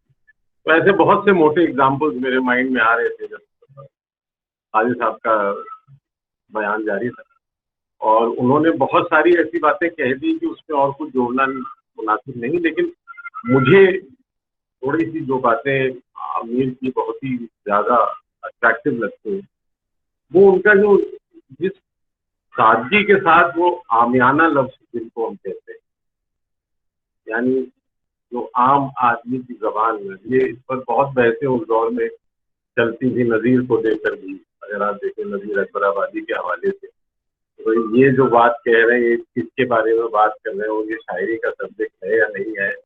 और जो तो अब जैसे वो दो टुक इतनी खूबसूरती से आता है सिराने मीर के, अभी रोते दो टुक रोते रोते सो गया, तो वो जो दो टुक है वो टुक का जो मजा है, या जैसे उनका उन्होंने जिक्र किया पंखड़ी गुलाब की सी है, तो वो सी का जो मजा है वो एक शायरी को नया लुत्फ देता है। अदरवाइज तो आप एक ऑब्वियस स्टेटमेंट दे रहे हैं, लेकिन फिर वो ऑब्वियस स्टेटमेंट न रह के वो इमेजरी के आगे की चीज हो जाती है, और उसमें एक ऐसी इंटेंजिबल क्वालिटी आ जाती है जो आपको एक अपने लैंडस्केप में जाने के लिए, अपने माइंड स्पेस में जाने के लिए जगह देती है। मुझे लगता है बड़ी शायरी की जो सबसे बड़ी अलामत मुझे लगती है ज़ाती तौर पर, वो ये है कि उसको हर शख्स अपने तरह से अपना सके, सोच सके, देख सके, जान सके। वरना अगर शायरी तस्वीर की तरह आपके सामने एक फोटोग्राफ की तरह ला के रख दी जाए, तो वो एक फोटोग्राफ है जिसको आप दुनिया भर के जाविये से एनालाइज कर सकते हैं, मगर उस फोटोग्राफ के पीछे की कहानी कई दफ़ा आती है नज़र, आपको कई दफ़ा नहीं आती। मगर बड़ी शायरी में ये हमेशा गुंजाइश रहती है कि उसमें पूरे अहद की गूंज होती है। और मीर साहब की शायरी में मुझे ये बात बहुत ज़्यादा अच्छी लगी, और हम लोगों ने एक पूरा एल्बम किया था रूप कुमार राठौर और उनकी बेगम साहिबा के साथ, सोनाली राठौर साहिबा के साथ, बज़्म मीर नाम। तो उसमें हमने 8 गज़लें उनकी और जिक्र मीर के पीछे पढ़े थे, اور اس کے اندر جو ایلیمنٹ ہیں غزل کے، اب جیسے مجھے جو آف ہینڈ شعر یاد آتے ہیں ایک دم، جو ہستی اپنی حدود سے پردہ، ہم نہ ہوں گے تو پھر حجاب نہ۔ اب یہ جو ایگزسٹینشل اس کی ایک کوالٹی آتی ہے، ایک اسی طرح کا صوفیانہ ایک رنگ آ جاتا ہے شاعری میں، وہ کہیں اس کو لے کے دوسری جگہ چلا جاتا ہے۔ یہ ہم لوگ آج اپنے دور سے اس کو دیکھتے تو ہمیں آج کی بہت سی وہ ساری نالج اس میں کہیں شامل ہوتی نظر آتی جو 20ویں صدی کی نالج مان سکتے ہیں آپ، جس میں ایگزسٹینشل فلاسفی بھی ہے، جس میں نہیلزم بھی ہے، جس میں اور طرح کی ویسٹرن ساری فلاسفیز کے ایلیمنٹ آپ کو میر کی شاعری میں نظر آ جاتے ہیں۔ تو یہ مجھے بہت ہی اچھا یوں لگتا ہے کہ آپ اس کو ورلڈ ویو کے کانٹیکٹ میں ایک پورے بڑے کینوس پر جب دیکھتے ہیں تو مجھے میر بہت ہی مضبوط جگہ کھڑے نظر آتے ہیں، اور وہ جس کو ہم بولتے ہیں فاؤنٹین ہیڈ، یعنی ایسی کوئی بھی شاعری کی ٹرین یا علامت نہیں ہے جو میر کے یہاں جا کے آپ جوڑ لیں۔ اور میر نے کہیں سے ایک طرح سے ایک ایسا پیڑ بول دیا جس نے اپنی پوری شکل اختیار، اور بعد میں ظاہر ہے اس سے اور آف شوٹس بنے اور لوگ دیکھے۔ تو ایک تو یہ مجھے بات بہت ریلیونٹ لگتی، دوسرا زبان کا جو ایک فلیور انہوں نے بنایا جس سے ان کی الگ پہچان، جس کو فراق صاحب اور ان سب کی شاعری میں اس کے بڑے اثرات، بلکہ میر کے لہجے میں شعر کہنا اپنے آپ میں ایک شوق کی بات مانی جا سکتی ہے، یا ایک طرح کا کریٹو چیلنج مانا جا سکتا ہے۔ وہ ان شاعروں کے یہاں نظر آتا ہے، خاص طور پہ آج کے کنٹمپریری شاعر، چاہے وہ مدا صاحب، چاہے شراب صاحب یا اور دوسرے شعراء ہوں، تو اپنے آپ میں بڑے شاعروں کی شخصیت اور پہچان رکھتے ہیں۔ اور جہاں گلزار صاحب کا ذکر ہو رہا ہے تو ظاہر ہے کہ شاہر صاحب، گلزار صاحب نے اپنے درجے سے لوگوں کو اپنی باتیں کہی اور نیچے اتر کر نہیں آئے۔ جیسا آپ نے کہا کہ شاہر صاحب کی زبان بدلتی نہیں ہے، ادب کی زبان بھی وہی ہے تو فلمی شاعری، جبکہ ہم دوسرے لوگوں کے یہاں دیکھتے ہیں کہ ان کی کتابی ادبی شاعری کی زبان جو ہے فلم کے گانے میں آ کے بدل جاتی ہے۔ اور ظاہر ہے کہ فلم کے اپنے تقاضے ہوتے ہیں، اس کے اپنی دوسری ضروریات ہوتی ہیں، اس میں کہانی ہوتی ہے، کیریکٹر ہوتا ہے، سچویشن ہوتی ہے، ان سب کو نبھاتے ہوئے شاعر بھی اس کے اندر ایک اپنی فرض دے دیتا ہے اور اس کو پھر آپ اپنی طرح سے مزہ لیتے ہیں۔ ظاہر ہے کہ طاہر صاحب نے جس برجستگی سے لکھا وہ نیوز کے یہاں وہ برجستگی اور وہ مجھے عام الفاظ جس خوبصورتی سے اس کے آ کے بیٹھ جاتے ہیں تو مجھے اس کا پورا اردو کا جو پرشین اور دوسرے کلر ہیں وہ ایک دم سے ہندوستانی زمین کے کلر سے ایسے جڑ کر آتے ہیں کہ وہ بڑی آج کی بات لگتے ہیں۔ اور ظاہر ہے کہ زبان کے ساتھ کوئی سی ایک نیا لہجہ دینے کی بات ہوتی ہے، ہر بڑا شاعر ایک نیا فلیور اس میں لے کر آتا ہے جو اس کے بعد پھر اس کو فالو کیا جاتا ہے۔ گلزار صاحب جس کی جیتی جاگتی مثال ہے آج کے دور کہ ان سے اب ہر طرح کا شاعر ان سے کہتا جی آپ سے انسپائر ہو کر لکھنا، تو وہ طرح طرح کے اس میں لوگ اپنی اپنی طرح سے لے کے دوڑ پڑتے، مگر ظاہر ہے کہ میر کے ساتھ بھی ایسے، اور میر صاحب کے لکھنؤ کے جو قصے ہیں سب کو پتہ ہے، اس سے ان کی شخصیت کے بارے میں ایک خاص طرح کی تصویر بنی، اور وہ تصویر مجھے جیسا بھی یہی ہوتا ہے میر کی امیج، مگر میں بہت معذرت کے ساتھ سارے استادوں کے بیچ سے کتنی باتیں مجھے لگتی ہے کہ میر کی شاعری اس کو ایک بڑے اچھے ایڈیٹر کی ضرورت ہے۔ جو کلیات ہیں، میں خاص طور سے غالب کے کانٹیکسٹ میں اگر کروں تو غالب کی ساری شہرت ان کے اس دیوان پر ہے، اس زبان کے دیوان پر ہے۔ وہ اپنے آپ فارسی کا شاعر اردو سے بہتر مانتے تھے، ایک دو جگہ کہیں اردو شاعری ہندوی کو انہوں نے کبھی وہ درجہ اپنے صحیح نہیں دیا تھا، لیکن آج ان کی پوری دنیا میں جو شہرت ہے اس کرسپ لمیٹڈ ایڈیشن کی وجہ سے، ورنہ دوسرے شاعروں نے جو لکھا وہ چھاپ دیا، اور وہ پھر اس میں سے کیا ہوتا ہے بہت سی چیزیں دب جاتی ہیں۔ تو جس شدت سے جس صفائی کے ساتھ چیزیں باہر آنی چاہیے مجھے ایسا احساس ہوتا ہے، اور میں چاہوں گا محترم صدر صاحب اور حاجی صاحب پر تھوڑا سی روشنی ڈالیں کہ کیا جو میرا سوچ ہے یہ غلط ہے یا صحیح ہے. مجھے نہیں لگتا بہت چھوٹا وہ بڑی بات ہے، لیکن میں دیکھتا ہوں کہ شاعری جب ہے تقاضے دوسرے شاعروں کو پڑھتا ہوں تو جو لکھا ہے چھاپ دیا، اس سے یہ ہوتا ہے کہ وہ چھلنی جو ہے وہ فلٹر نہیں لگتا کئی دفعہ، اور بہت سے بڑے بڑے شعر جو ہیں وہ ہیرو بھگتکے میں ہو جاتے ہیں، جس میں آپ کے ہلکے شعر اس کو کہیں نہ کہیں دبا دیتے ہیں اور اس کے اثر اس کی ایج کو کم کر دیتے ہیں. مجھے یہ 2-3 باتیں خیال آتی ہیں میر کے حوالے سے، اور یہ بھی کہ میر کے بنا اردو شاعری کو سمجھنا اور اردو شاعری سے جوڑنا ناممکن. اور اگر آپ نے میر کو نہیں پڑھا ہے تو آپ کچھ بھی کہیں، آپ نے اپنے آپ کو ایک ایسی چیز سے محروم رکھا ہے جس کا لطف اپنے آپ میں اور جس سمجھ اپنے آپ میں آپ کو زندگی کو دیکھنے کے نئے نظریے سے جو، اور میر کا یہ جو ورلڈ ویو ہے، میر کا جو دنیا کو دیکھنے کا جو نظریہ ہے، اس کی وجہ سے ان کی عظمت اتنے سال برقرار ہے. تو وہ جو ہر دور میں کنٹمپرری ہو جاتے ہیں، ہمارے ہم عصر ہو جاتے ہیں، شاید شیکسپیئر ان میں سے، غالب ان میں سے، میر ہے، فیض آج بھی ہمارے لیے ہم عصر بنے. یہ شعرا اقبال ڈیو رسپیکٹ کلاسیکل اور بڑے آہنگ اور بڑے کے شاعر ضرور بنے، بڑی حیثیت والے، لیکن ہم ان کو ایک پیڈسٹل پہ رکھتے ہیں. ان سے ہم اس طرح نہیں جڑ پاتے جس طرح میر سے، غالب سے، فیض سے جوڑ لیتے ہیں انفارمیلٹی کے ساتھ. وہ مجھے لگتا ہے بہت بڑی بات ہے، اور یہ بہت ہی تیاری، بہت ہی ریاض کے بعد یہ بات آتی ہے.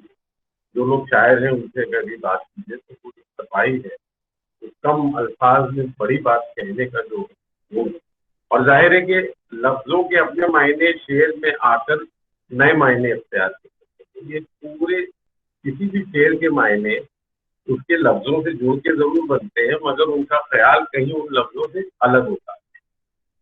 اور یہ جو شاعری کی جو علامت ہے، جو شاعری کی انٹینسٹی، بڑی شاعری کی مجھے پہچان یہی لگتی ہے کہ وہ ان الفاظوں کی جماوٹ اور جوشوں سے کہیں آگے ایک ایسے تصور اور ایک ایسے تخیل والے جگہ لے جاتا ہے، ایک ایسا ذہنی آپ کے لیے پورا اسپیس تیار کرتا ہے جہاں آپ چیزوں کو نئے نظریے سے اپنی طرح سے دیکھنا شروع کرتے ہیں. اور مجھے لگتا ہے میر اردو کے وہ پہلے بڑے شاعر ہم اسے کہہ سکتے ہیں سنگ میل ہے، جہاں سے اردو شاعری کا ایک ٹیمپلیٹ بنا، ایک معیار بنا، ایک لہجہ بنا، اور اس لہجے کو لے کر پھر آگے لوگ چلے. مگر اس لہجے کی اور اس شاعری کی گونج تقریباً اردو کے ہر بڑے شاعر میں آپ کو نظر آئی تھی. اور میر کی گریٹنس کی وجہ بھی مجھے یہی لگتی ہے کہ میر نے ایسا آج کا کوئی بھی شعر اشعار کسی بھی شاعر کا آپ نے اکثر آپ دیکھیں گے کہ اس کی کہیں نہ کہیں گونج شعر سے جڑتی ہے یا میر کی کسی غزل سے یاد دلاتی ہے. وہ مجھے لگتا ہے میر کا، یہ نہیں کہہ رہا ہوں کہ میر جو کہنا تھا وہ سب میر کہہ گئے، نہیں. میرا کہنے کا مطلب یہ ہے کہ ایک ایسی بڑی کینوس تیار کر گئے ہیں کہ آپ اس خوشبو کو، اس رنگت کو کہیں نہ کہیں ان کے شعروں میں پا لیں. اور مجھے لگتا ہے ان کے ہم عصر ہونے کے پیچھے یہ بہت بڑی وجہ ہے. بہت بہت شکریہ جو میں آج پہلے اس لیکچر سیریز میں شامل ہو سکا. اور یہ جب ڈپارٹمنٹ تشکیل ہو رہا تھا تو جیسا ہوا کہ ہم لوگوں نے کچھ 5-6 میٹنگ کر کے وائس چانسلر صاحب کے اوپر بڑا دباؤ ڈالا، اور پھر پرسنل لیول پر یہ میں شیئر کر سکتا ہوں گلزار صاحب نے اور بہت سے لوگوں کو اپنی طرف سے سفارش کی، اپنی طرف سے ریکویسٹ کی. یہ بہت ضروری ہے، اور واقعی ہم سب کو بہت خوشی ہوئی کہ نارتھ ایسٹ میں ایک ایسی جگہ اردو کے لیے کسی جگہ بنا سکے. اس امید کے ساتھ کہ پودا آدمی میں ایک بیج آتا ہے اور پھر ایک پورا قداور پیڑ بھی جب سب سے تیار کرتا ہے. انشاءاللہ آپ کا ڈپارٹمنٹ بھی ہم سب کو امید ہے کہ ہماری اپنی زندگی میں شاید ہم اس کو اور بڑا پھولتا پھولتا تو دیکھیں گے. اور آنے والے وقتوں میں ظاہر ہے کہ یہ کہیں نہ کہیں اردو کو بہت دور تک پہنچانے میں بہت اہم رول ادا کرتی ہے. بہت بہت شکریہ. بہت شکریہ جناب. بہت بہت شکریہ جناب سلیم عارف صاحب. انہوں نے بہت اچھے نقطے کی طرف اشارہ کیا. انہوں نے جس روشن خیالی کی بات کی میر کی، دیکھیے بنیادی چیز یہ ہے کہ ہمارا زمانہ اب اس روشن خیالی سے محروم ہوتا جا رہا ہے. میر کے ہاں جو ہمیں سب چیزوں کے سرے مل جاتے ہیں تو ہم اس ورلڈ ویو کو کہیں نہ کہیں ایک طرح سے خطرے سے دوچار کرتے جا رہے ہیں ہمارے زمانے میں لوگ. اور میری نظر میں گلزار صاحب کا یہ کنٹریبیوشن صرف یہی نہیں ہے کہ یہاں انہوں نے اردو کا شعبہ کھلوانے میں بہت مدد کی، بلکہ انہوں نے نارتھ ایسٹ کو ایک یہ موقع فراہم کیا کہ وہ اس ورلڈ ویو سے، اس ٹریڈیشن سے، اس ہیریٹیج سے آگاہ ہو سکے جس کے سرے میر سے ملتے ہیں، جس کے سرے اس ورلڈ ویو سے ملتے ہیں جو آدمی کو آدمی بناتا ہے، جو آدمی کو انسان بناتا ہے. مجھے لگتا ہے کہ ہمارے یہاں موجودہ زمانے میں جو ہمارے پورے زمانے کا جو مزاج ہے، اس کی بہت ساری جو ابتری ہے، اس کو درست کرنے کا اگر ایک کوئی نسخہ کیمیا ہو سکتا ہے تو وہ یہ کہ لوگوں کو اردو شاعری پڑھانا شروع کر دیجیے. وہ بہت ساری جو ان کے یہاں کی غلاظتیں ہیں وہ اپنے آپ نکل جائیں گی. لیکن مشکل یہ ہے کہ ہمارے یہاں یہ چیزیں اب رفتہ رفتہ مشکل ہوتی جا رہی ہیں. آپ دیکھیے میر کا ایک شعر سنیے انلائٹمنٹ کے حوالے سے: گوش کو ہوش کے ٹک کھول کے سن شورے جہاں، گوش کو ہوش کے ٹک کھول کے سن شورے جہاں، سب کی آواز کے پردے میں سخن ساز ہے ایک.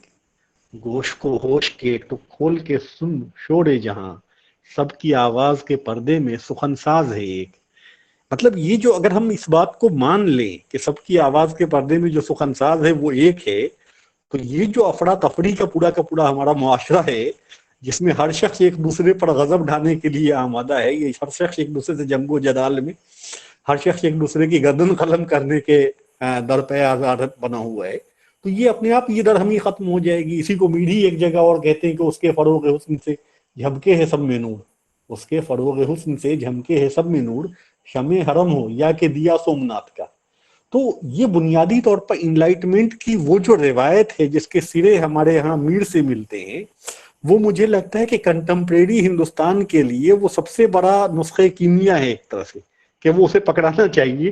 اور یہ کام اردو کے شعبہ جات کر سکتے ہیں، مختلف اپنی اپنی لمیٹڈ حدود میں وہ کر سکتے ہیں کہ وہ لوگوں کو اس حقیقت تک رسائی کی طرف لے جائیں جو انہیں جزوی اور فروعی معاملات میں جو ایک دوسرے سے جو تکرار کے پہلو ہیں ان کو اگنور کرتے ہوئے ایک اچھی اور صحت مند زندگی جینے کی طرف آمادہ کر سکیں. یہ بہت بڑی ضرورت ہے ہمارے زمانے کی.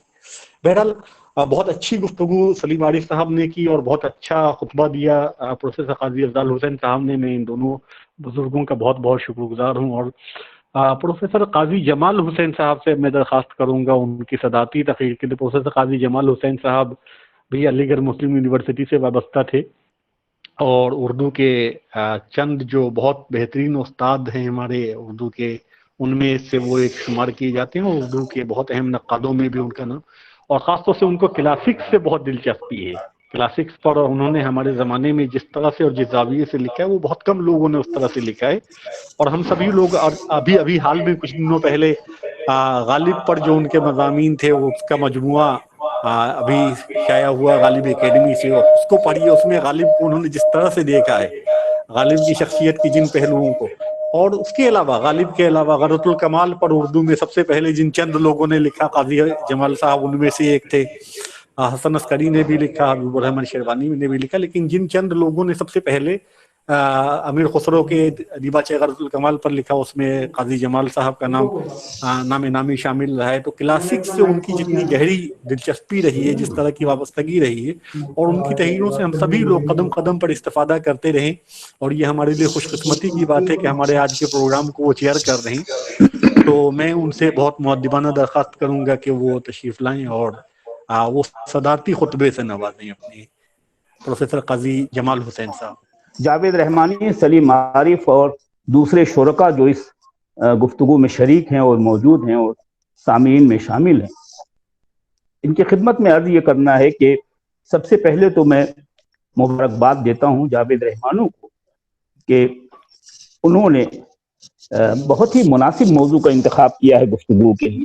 بہت مناسب موضوع کا انتخاب. لیکچر جو ان کا وہ میر صاحب پر ہے، اور یہ ہمارے ادب کے اور ہماری شاعری کے اور شعری روایت کے اہم ستون نہیں بنیاد گزار ہیں. باقی جو عمارتیں بعد میں کھڑی ہوئی یا قائم ہوئی، جس سمت میں ہماری شاعری بڑھی، اس میں میر صاحب کا بہت کنٹریبیوشن ہے. تو پہلے تو اس موضوع کے انتخاب کے لیے میں ان کو مبارکباد دیتا ہوں کہ پہلا لیکچر انہوں نے میر صاحب پر رکھا، اور پھر دوسرے جس شخص کا انتخاب کیا اس موضوع پر گفتگو کے لیے، وہ نہایت مناسب نام تھا. افضال صاحب کا کام اور ان کی جو سمجھ ہے میر کے سلسلے میں اور شاعری کے سلسلے میں، وہ بہت لائق تحسین بھی ہے اور بہت ہی گہری ہے. میر کی شعری لسانیات، جو ان کا کام ہے میر پر، وہ نہایت غیر روایتی قسم کا کام ہے.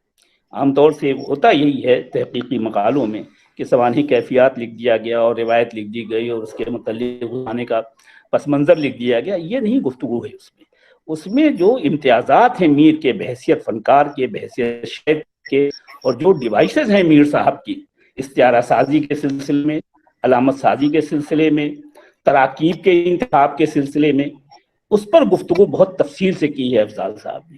بلکہ مجھے تو ایسا لگتا ہے کہ شعر شورانگیز تک آنے میں اور شعر شورانگیز کے مباحث کو سمجھنے میں جو فاروقی صاحب کی ایک عہد ساز اور تاریخ ساز کتاب ہے، میر کی شعری روایت اس کا پہلا قدم ہے. بغیر میر کی شعری روایت سے گزرے ہوئے شعر شورانگیز کے مباحث کو سمجھا نہیں جا سکتا، نہ اس کی اہمیت کا اعتراف کیا جا سکتا ہے.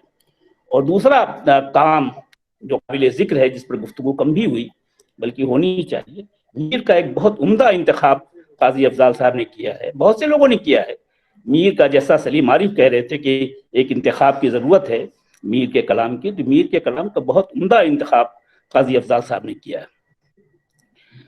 سردار جعفری نے بھی کیا ہے، مولوی عبدالحق صاحب نے بھی کیا، اور بھی لوگوں نے کیا ہے، حسن عسکری نے کیا ہے. تو یہ بہت قابل ذکر انتخابات ہیں. مگر جو افضال صاحب کا انتخاب ہے اس میں بعض پہلو ایسے ہیں جن کو نشاندہی کرنے کی ضرورت ہے، ان پر گفتگو کرنے کی ضرورت ہے کہ انتخاب میں کیا اصول پیش نظر رکھا ہے انہوں نے، اور پورا میر اس انتخاب میں آ جاتا ہے کہ نہیں آ جاتا، یہ دیکھنے کی ضرورت ہے. تمام شیئرز اس کے آ گئے کہ نہیں آ گئے. یہ نہیں صرف اچھے شعروں کا انتخاب کر لیا، 72 نشتر کا انتخاب کر لیا کہ یہ 72 نشتر ہیں، اور پھر جتنے اچھے شعر ملے سب کو وہی اسی 72 نشتر میں شامل کر دیا گیا کہ یہ بھی 72 نشتر میں شامل ہے.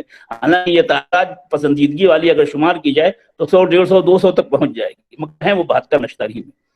تو یہ انتخاب میں اصول رکھنے کے بجائے کہ محض ان کے پسندیدہ، مشہور اور معروف شعروں کو شامل کیا جائے، اس بات کو اہمیت دی گئی ہے افضال صاحب کے انتخاب میں کہ میر کے تمام شعرز جو اس کو کسی ایک خانے میں بند ہونے سے روکیں کہ یہ ایک طرح کا شاعر ہے یا اس پہ کوئی ٹیگ لگنے نہ دیں، اس طرح کا انتخاب ہے وہ میر کا جو افضال صاحب نے کیا ہے. اس کو بھی بہت خاص طور سے دیکھنے کی ضرورت ہے.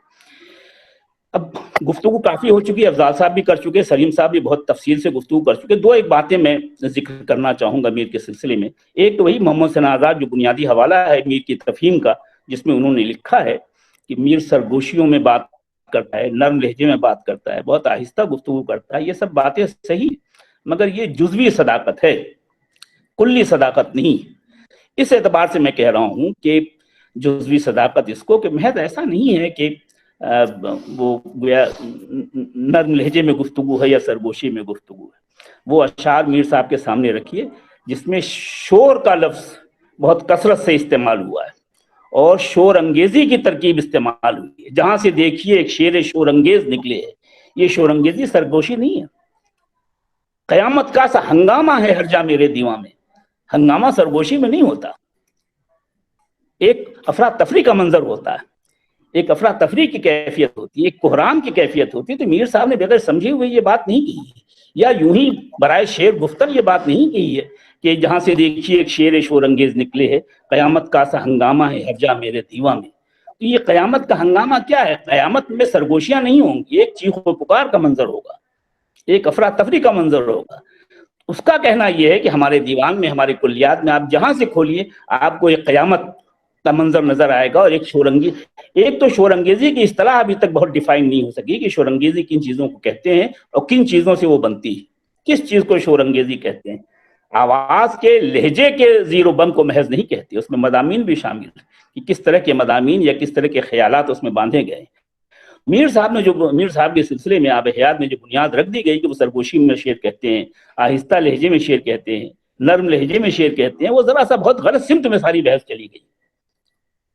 اس کو اس پہلو سے بھی دیکھنے کی ضرورت ہے کہ محض ایسا نہیں ہے کہ سرگوشی میں میر صاحب نے اپنی زبان کے متعلق، اپنے طرز بیان کے متعلق بہت سے شعر کہے ہیں، ان کو نظر انداز نہیں کرنا چاہیے۔ اس پہلو سے بھی میر صاحب کو پڑھنے کی ضرورت ہے۔ پر مجھے گفتگو عوام سے ہے، شعر میرے ہیں گو خواص پسند، پر مجھے گفتگو عوام سے ہے۔ یہ بہت آسان شعر نہیں۔ شعر اگر خواص پسند ہے تو عوام سے گفتگو کر کے کیسے آپ خواص پسند ہو سکتے ہیں؟ تو خواص اور عوام کا جو اجتماع ہے، یہ اصل میر صاحب کا کمال ہے اور میر صاحب کی کامیابی ہے۔ یہ مضامین، خیالات، باتیں تو وہ ہیں جو اعلیٰ طبقے کو، بہت ہی مخصوص طبقے کو پسند آتی ہیں، مگر بات میں نے ایسے لہجے کی ہے، بات میں نے ایسے لفظوں میں کی ہے اور دبے لفظوں میں بات کی ہے کہ بظاہر لگتا ہے کہ عوامی زبان میں باتیں ہو رہی، مگر وہ باتیں عوامی نہیں ہیں۔ الفاظ چاہے وہ ہوں جو عوام میں استعمال ہوتے ہیں، مگر بات بہت مخصوص طبقے کی ہے، بات مخصوص لہجے کی ہے، مخصوص حلقے کی ہے۔ یہ سب جو کنٹراڈکشن ہیں، میر کے مطالعے میں ان کنٹراڈکشنز کو بھی حل کرنے کی ضرورت ہے۔ پہلا تو یہی کہ شعر شور انگیز جو کہا جاتا ہے میر کے کلام کے سلسلے میں، جس پر فاروقی صاحب نے بھی بہت تفصیل سے گفتگو کی ہے، اس کو ڈیفائن کیا جائے، اس پر مزید گفتگو کی ضرورت ہے کہ شور انگیزی کیا چیز ہوتی ہے اور یہاں یہ شور انگیزی کہاں ہے۔ دوسرا جو متھ توڑا ہے ہمارے فاروقی نے، جو پہلے بہت زمانے سے چلا آ رہا تھا کہ صاحب یہ درد و غم کا شاعر ہے، روتا بہت ہے، درد و غم کتنے کیے جمع تو دیوان کیا، مجھ کو شاعر نہ کہو میر کے صاحب، میں نے درد و غم کتنے کیے جمع تو دیوان کیا۔ فاروقی نے بہت تفصیل سے اس پہ گفتگو کی ہے شعر شور انگیز کے غالباً چوتھی جلد میں یا دوسری جلد میں۔ یا ایسا نہیں ہے کہ ان کے یہاں نشاتیہ عناصر نہیں، جنسی شعر میر صاحب کے اکٹھا کیے ہیں فاروقی نے، کہ جنس کے موضوع پر، عریانیت کے موضوع پر، معشوق کے بدن کے موضوع پر، سراپا کے موضوع پر، معاملات عشق کے مسئلے پر کتنے شعر کہے ہیں اس نے، میر نے۔ تو یہ ایک پہلو ہو گیا، آدھا میر ہم سمجھتے ہیں جب میر کو ہم درد اور غم کا شاعر کہتے ہیں، یہ پورا میر نہیں ہے۔ پورے میر کو پڑھنے کی ضرورت ہے، پورے میر کو سمجھنے کی ضرورت ہے، اور اس کے بعد گویا پھر اس کی معیار بندی اور اس کی درجہ بندی کی جا سکتی ہے۔ پورا میر کس طریقے سے شعر کہتا تھا۔ میں مثال کے طور پر بس ایک مثال دیتا ہوں آپ کو، غالب کے ہاں اور میر کے ہاں متحد المضمون شعر ہے، ایک ہی خیال، ایک ہی مضمون ماننے کی کوشش کی گئی، مگر دونوں کے رویے میں کیسا فرق ہے، یہیں سے میر اور غالب کا فرق بھی واضح ہوتا ہے۔ اگرچہ بقول فاروقی صاحب کے دونوں کی پوئٹکس ایک، شعریات دونوں کی ایک، غالب کی اور میر کی شعریات ایک ہے، یعنی معشوق کا جو تصور ہے، عشق کا جو تصور ہے، کائنات کا جو تصور ہے، وہ دونوں کے ہاں ایک، لیکن رویوں کا فرق ہے، زبان کے انتخاب کا فرق ہے، تراکیب کا فرق ہے۔ غور کرنے کی اس پر بہت سامنے کا شعر ہے میر صاحب کا، آپ سنیں کہ کہا میں نے گل کا ہے کتنا بات، کلی نے یہ سن کر تبسم کیا۔ اب یہ کلی نے تبسم کاہے کے لیے کیا ہے، اور کلی کے تبسم سے مفہوم کیا نکلتا ہے؟ پہلے غالب کا شعر سن لیجیے، پھر دونوں کا فرق میں آپ کو بتاتا ہوں، دونوں کے رویوں کا بھی فرق ہوگا۔ میر کی عظمت کے اپنے الگ اسباب ہیں، غالب کی عظمت کے اپنے الگ اسباب ہیں، ان اسباب کو آئیڈینٹیفائی کرنے کی ضرورت ہے۔ غالب کا شعر سننے صاحب، لفظیات سے لے کر کے تراکیب تک دونوں کے مزاج کا فرق آپ کو محسوس ہو جائے گا۔ غالب کا مزاج، جیسا کہ عارف صاحب نے کہا کہ فارسی الفاظ، فارسی تراکیب، مشکل باتیں، مشکل پیرائے میں وہ غالب کے ہاں ملتی ہیں، اگرچہ پوئٹک سیکھ ہے دونوں کی۔ کاشانہ بس کی تنگ ہے غافل ہوا نہ مانگ، برہم ہے بزم غنچہ بیک جنبش نشاط، برہم ہے بزم غنچہ بیک جنبش نشاط، کاشانہ بس کی تنگ ہے غافل ہوا نہ مانگ۔ غنچے کی بزم، ذرا سا وہ نشاط میں اگر آ جائے وہ غنچہ، ذرا سا مسرت کا اظہار کرنے لگے، ذرا سا خوشی کی کیفیت اس پہ طاری ہو، کھل جائے گا، اور اس کا کھلنا ہی اس کا ختم ہو جانا ہے۔ برہم ہے بزم غنچہ بیک جنبش نشاط، نشاط میں آ کر کے غنچے نے ذرا سا جنبش کی اور وہ ختم ہوا، فنا ہوا، یعنی اس دنیا میں خوشی کی کوئی جگہ نہیں رہ گئی۔ کاشانہ بس کی تنگ ہے غافل ہوا نہ مانگ، ہوا بھی اگر گزرے گی اس سے تو اس کی کلیاں، اس کی پنکھڑیاں سب بکھر جائیں گی اور ختم ہو جائے گا۔ میر صاحب نے بھی یہی بات کہی ہے اپنے شعر میں کہ کلی نے یہ سن کر تبسم کیا، کہا میں نے گل کا ہے کتنا سبات، کلی نے یہ سن کر تبسم کیا۔ بظاہر بہت سادہ الفاظ میر صاحب نے استعمال کیے ہیں، کوئی ترکیب نہیں ہے، کوئی فارسی لفظ نہیں آنے پایا ہے اپنے اوریجن کے اعتبار سے، نہ کوئی استعارہ ہے، لیکن کنایا ہے کہ کمال کا ہے اس میں. تبسم کرنے کا مطلب ہی یہی ہے کہ کلی جب مسکرائے گی تو اپنے فنا کی طرف قدم بڑھائے گی. میں نے کلی سے پوچھا کہ تیری زندگی کتنی ہے؟ یہ سوال سنتے ہی وہ ہنس پڑی، فنا ہو گئی. کلی کا ہنسنا اس کا کھل جانا ہے، اور کسی کلی کا کھلنا ہی اس کا ختم ہو جانا ہے. دونوں نے ایک ہی مضمون تقریباً نظم کیا ہے کہ یہاں نشاط کی کوئی گنجائش نہیں، یہاں مسرت کی کوئی گنجائش نہیں. آپ ابھی لمحے بھر کے لیے، چند دنوں کے لیے خوش بھی نہیں ہوئے تھے کہ یہ خوشیاں آپ سے سلب کر لی. انسانی زندگی کا یہی حال ہے. تو اصل میں بڑا شاعر جو ہوتا ہے جاوید، وہ اپنے کلام کی بنیاد ان خیالات پر رکھتا ہے جو کسی خاص زمانے سے مخصوص نہیں ہوتے، ہر زمانے میں عام ہوتے ہیں. اور ایک دائمی مسئلہ ہے اس کو لیتے ہیں، وہ وقتی مسئلے کو ہاتھ نہیں لگاتے، یا وقتی مسئلے کو بھی اگر بیان کرتے ہیں تو اپنے پیرایہ بیان سے اس کو ایک ازلی اور ابدی مسئلہ بنا دیتے ہیں. تو زندگی کا مختصر ہونا یا انسان کو خوشی کا میسر نہ ہونا، یہ ایک ازلی ابدی مسئلہ ہے. اسی لیے میر صاحب آج ہمارے لیے ریلیونٹ ہیں کہ انہوں نے جن مسائل پر اور جن مضامین پر اپنے کلام کی بنیاد رکھی ہے، وہ مسائل اور وہ مضامین وہ نہیں ہیں جو وقتی رہے ہوں. اسی کے پیش نظر ناصر کاظمی نے یہ بات کہی تھی، اور ناصر کاظمی کہنے کا یہی مطلب تھا کہ میر صاحب کی رات ہماری راتوں سے آ ملی ہے، یا ہماری رات میر صاحب کی راتوں سے آ ملی ہے. یعنی ہمارا جو غم اس زمانے میں 21ویں صدی میں، یہی غم میر صاحب کے زمانے میں بھی تھا، یہی مسائل میر صاحب کے بھی زمانے میں تھے. دم گھٹتا تھا جیسے میر اپنے زمانے میں، ایسے ہمارا دم بھی ہمارے زمانے میں گھٹ رہا ہے، جی نہیں لگ رہا ہے. میر صاحب کا بہت مشہور شعر ہے، اب جی بہت رکے ہے زیر فلک ہمارا. جی رکتا ہے، سانس لینے کی مہلت نہیں ہے. اب جی بہت رکے ہے زیر فلک ہمارا، اس بے فضا قفس میں مطلق ہوا نہیں ہے. سانس لینے کے لیے ہوا موجود نہیں کہ سانس کیا لیا جائے. کل تک تو یہ صورت تھی کہ کسی طرح سے جی لیتے تھے. اب جو صورت حال ہے، اب آپ اس کو موجودہ زمانے کی صورت حال پر منطبق کیجیے اور دیکھیے کہ کیا آپ کی سانسیں نہیں رک رہی ہیں آج کے زمانے میں. جو حالات آپ کے چاروں طرف ہیں، ملکی سطح پر، غیر ملکی سطح پر اور بین الاقوامی سطح پر. اب جی بہت رکے ہے، جی نہیں چاہتا کہ یہاں آدمی رہے. اب جی بہت رکے ہے زیر فلک ہمارا، اس بے فضا قفس میں مطلق ہوا نہیں ہے، مطلق ہوا نہیں ہے. اسی کو کہتے ہیں کہ پر مجھے گفتگو عوام سے ہے، کہ زبان جو ہے وہ کہیں آپ کو کوئی پرابلم، اگرچہ بعض الفاظ ایسے میر صاحب کے یہاں آ گئے ہیں جن کے لیے لغت دیکھنے کی ضرورت پڑتی ہے، مگر عمومی رویہ میر صاحب کا یہ نہیں. الفاظ وہی ہیں جو بظاہر دیکھنے میں سیدھے سادے معلوم ہوتے ہیں، لیکن جو خیالات اور جو مضامین اور جو باتیں انہوں نے نظم کی ہیں، وہ باتیں بہت ہی عجیب و غریب ہیں، ازلی اور ابدی مسائل پر مشتمل ہے. تو یہ ہے میر صاحب کا امتیاز، اس کو بار دیگر پڑھنے کی ضرورت ہے. اب تو فاروقی نے وہ دروازہ کھول دیا شعر انگیز کے بعد کہ میر صاحب کو بار بار پڑھنے کی اور بار بار دیکھنے کی ضرورت ہے. ایک شعر اور سن لیجئے، پھر اس کے بعد میں اپنی گفتگو ختم کرتا ہوں. میر کا غم وقتی غم نہیں ہے، لمحاتی غم نہیں ہے، ایک آفاقی اور ابدی غم ہے. اور اسی وجہ سے وہ شاعری آج بھی ہمارے لیے ریلیونٹ ہے کہ آج بھی ہم انہی مسائل سے دوچار ہیں. جیسا کہ ناصر کاظمی نے کہا تھا کہ ہماری راتیں میر کے عہد کی راتوں سے مل گئی. یعنی جو رنج میر صاحب کے زمانے میں تھا، جو غم راتوں کو بیدار رکھتا تھا، وہی غم آج ہمارے زمانے میں بھی ہے، آج کے شاعروں کے زمانے میں بھی ہے. یہ بھی ریلیونٹ معلوم ہوتی ہے یہ شاعری ہمارے لیے. اور دوسری بڑی بات یہ ہے کہ زبان کے متعلق تو بہت سے، اپنی زبان کے متعلق میر صاحب نے بہت سے اشارے کیے ہیں. کیا جانے دل کو کھینچے ہیں کیوں شعر میر کے، کچھ ایسی طرز بھی نہیں، ایہام بھی نہیں.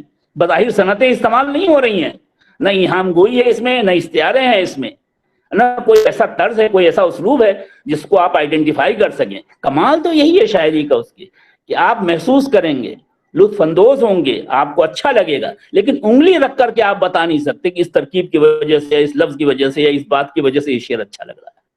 کیا جانے دل کو کھینچے ہیں کیوں شعر میر کے، کچھ ایسی طرز بھی نہیں، ایہام بھی نہیں.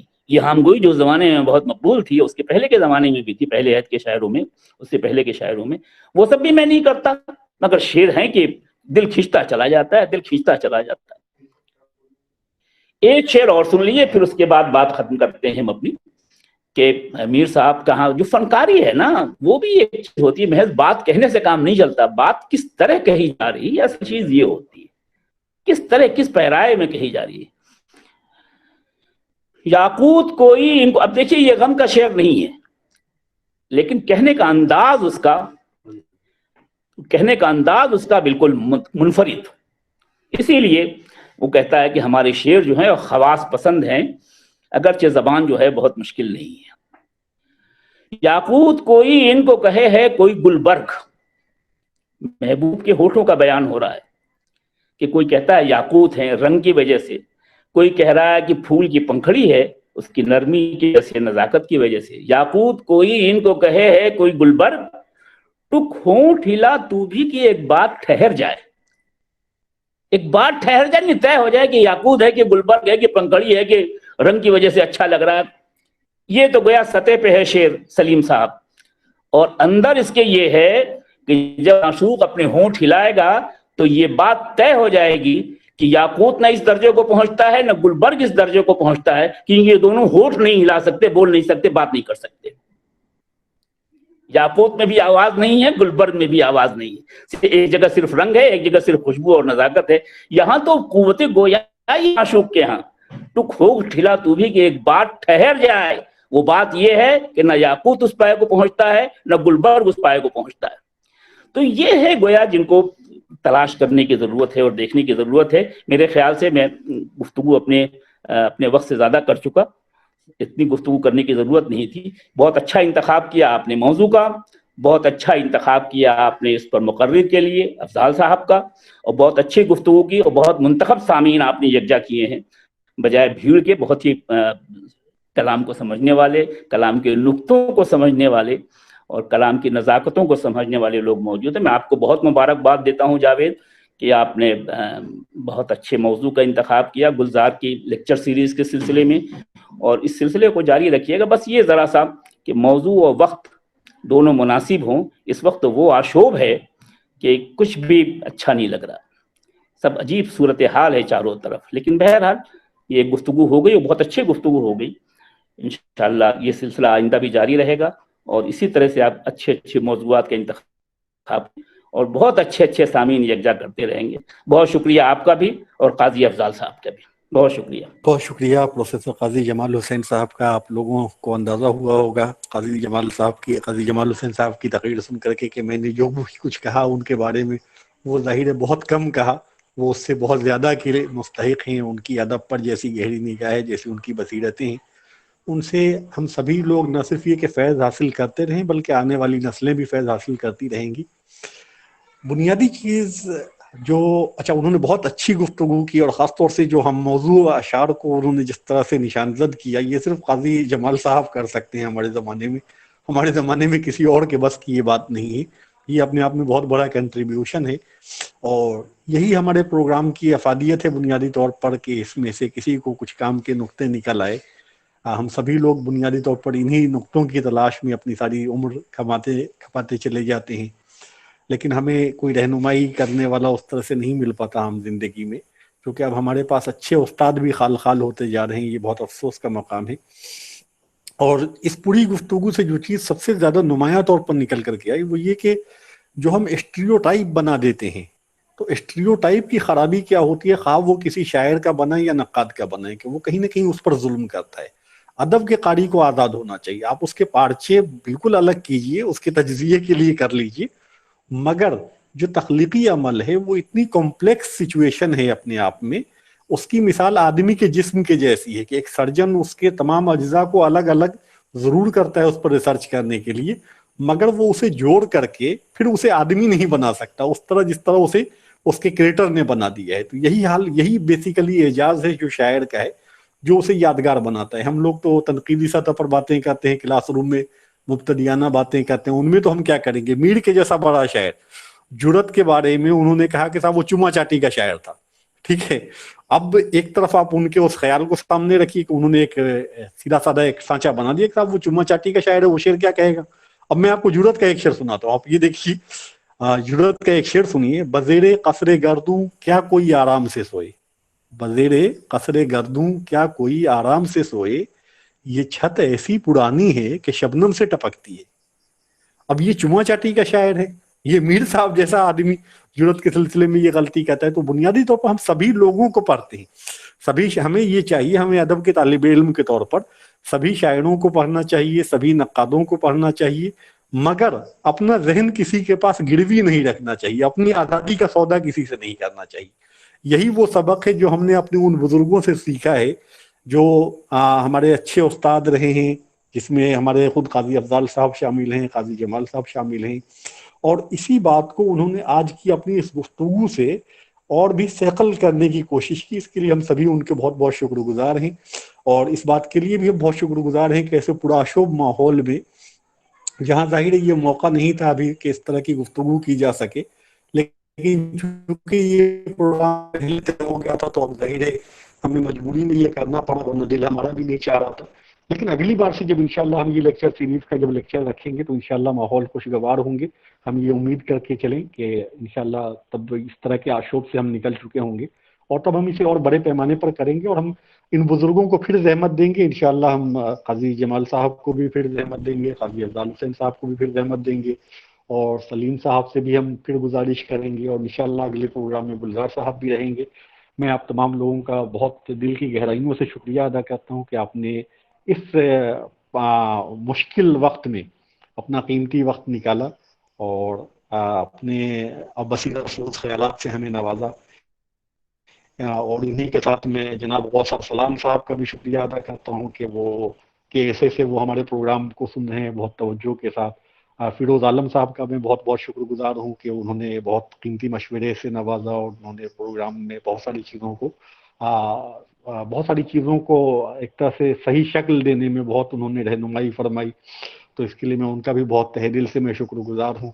और जनाब डॉक्टर सरवरुल हुदा साहब का, जो जामिया मिल्लिया इस्लामिया यूनिवर्सिटी में, जामिया मिल्लिया इस्लामिया में उर्दू के उस्ताद हैं, उनका मैं बहुत बहुत शुक्रगुजार हूँ कि उन्होंने अपना कीमती वक्त निकाला।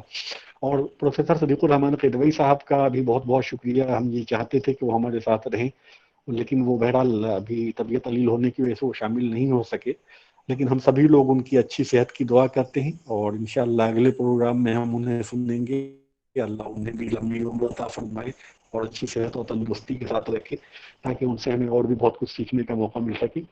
इन्हीं ख्यालात के साथ मैं आप तमाम लोगों का शुक्रिया अदा करते हुए आप लोगों से मैं इजाज़त चाहता हूँ, और एक बार फिर मैं आप लोगों का शुक्रिया अदा करता हूँ, और इंशाअल्लाह आप लोगों से आगे भी हमें ताउन मिलता रहेगा, इस उम्मीद के साथ आप इस प्रोग्राम के लिए इस प्रोग्राम को यहीं पर ख़त्म करने की मैं इजाज़त चाहता हूँ, अगर आप लोगों की इजाज़त हो तो। जनाब सदर की इजाज़त से।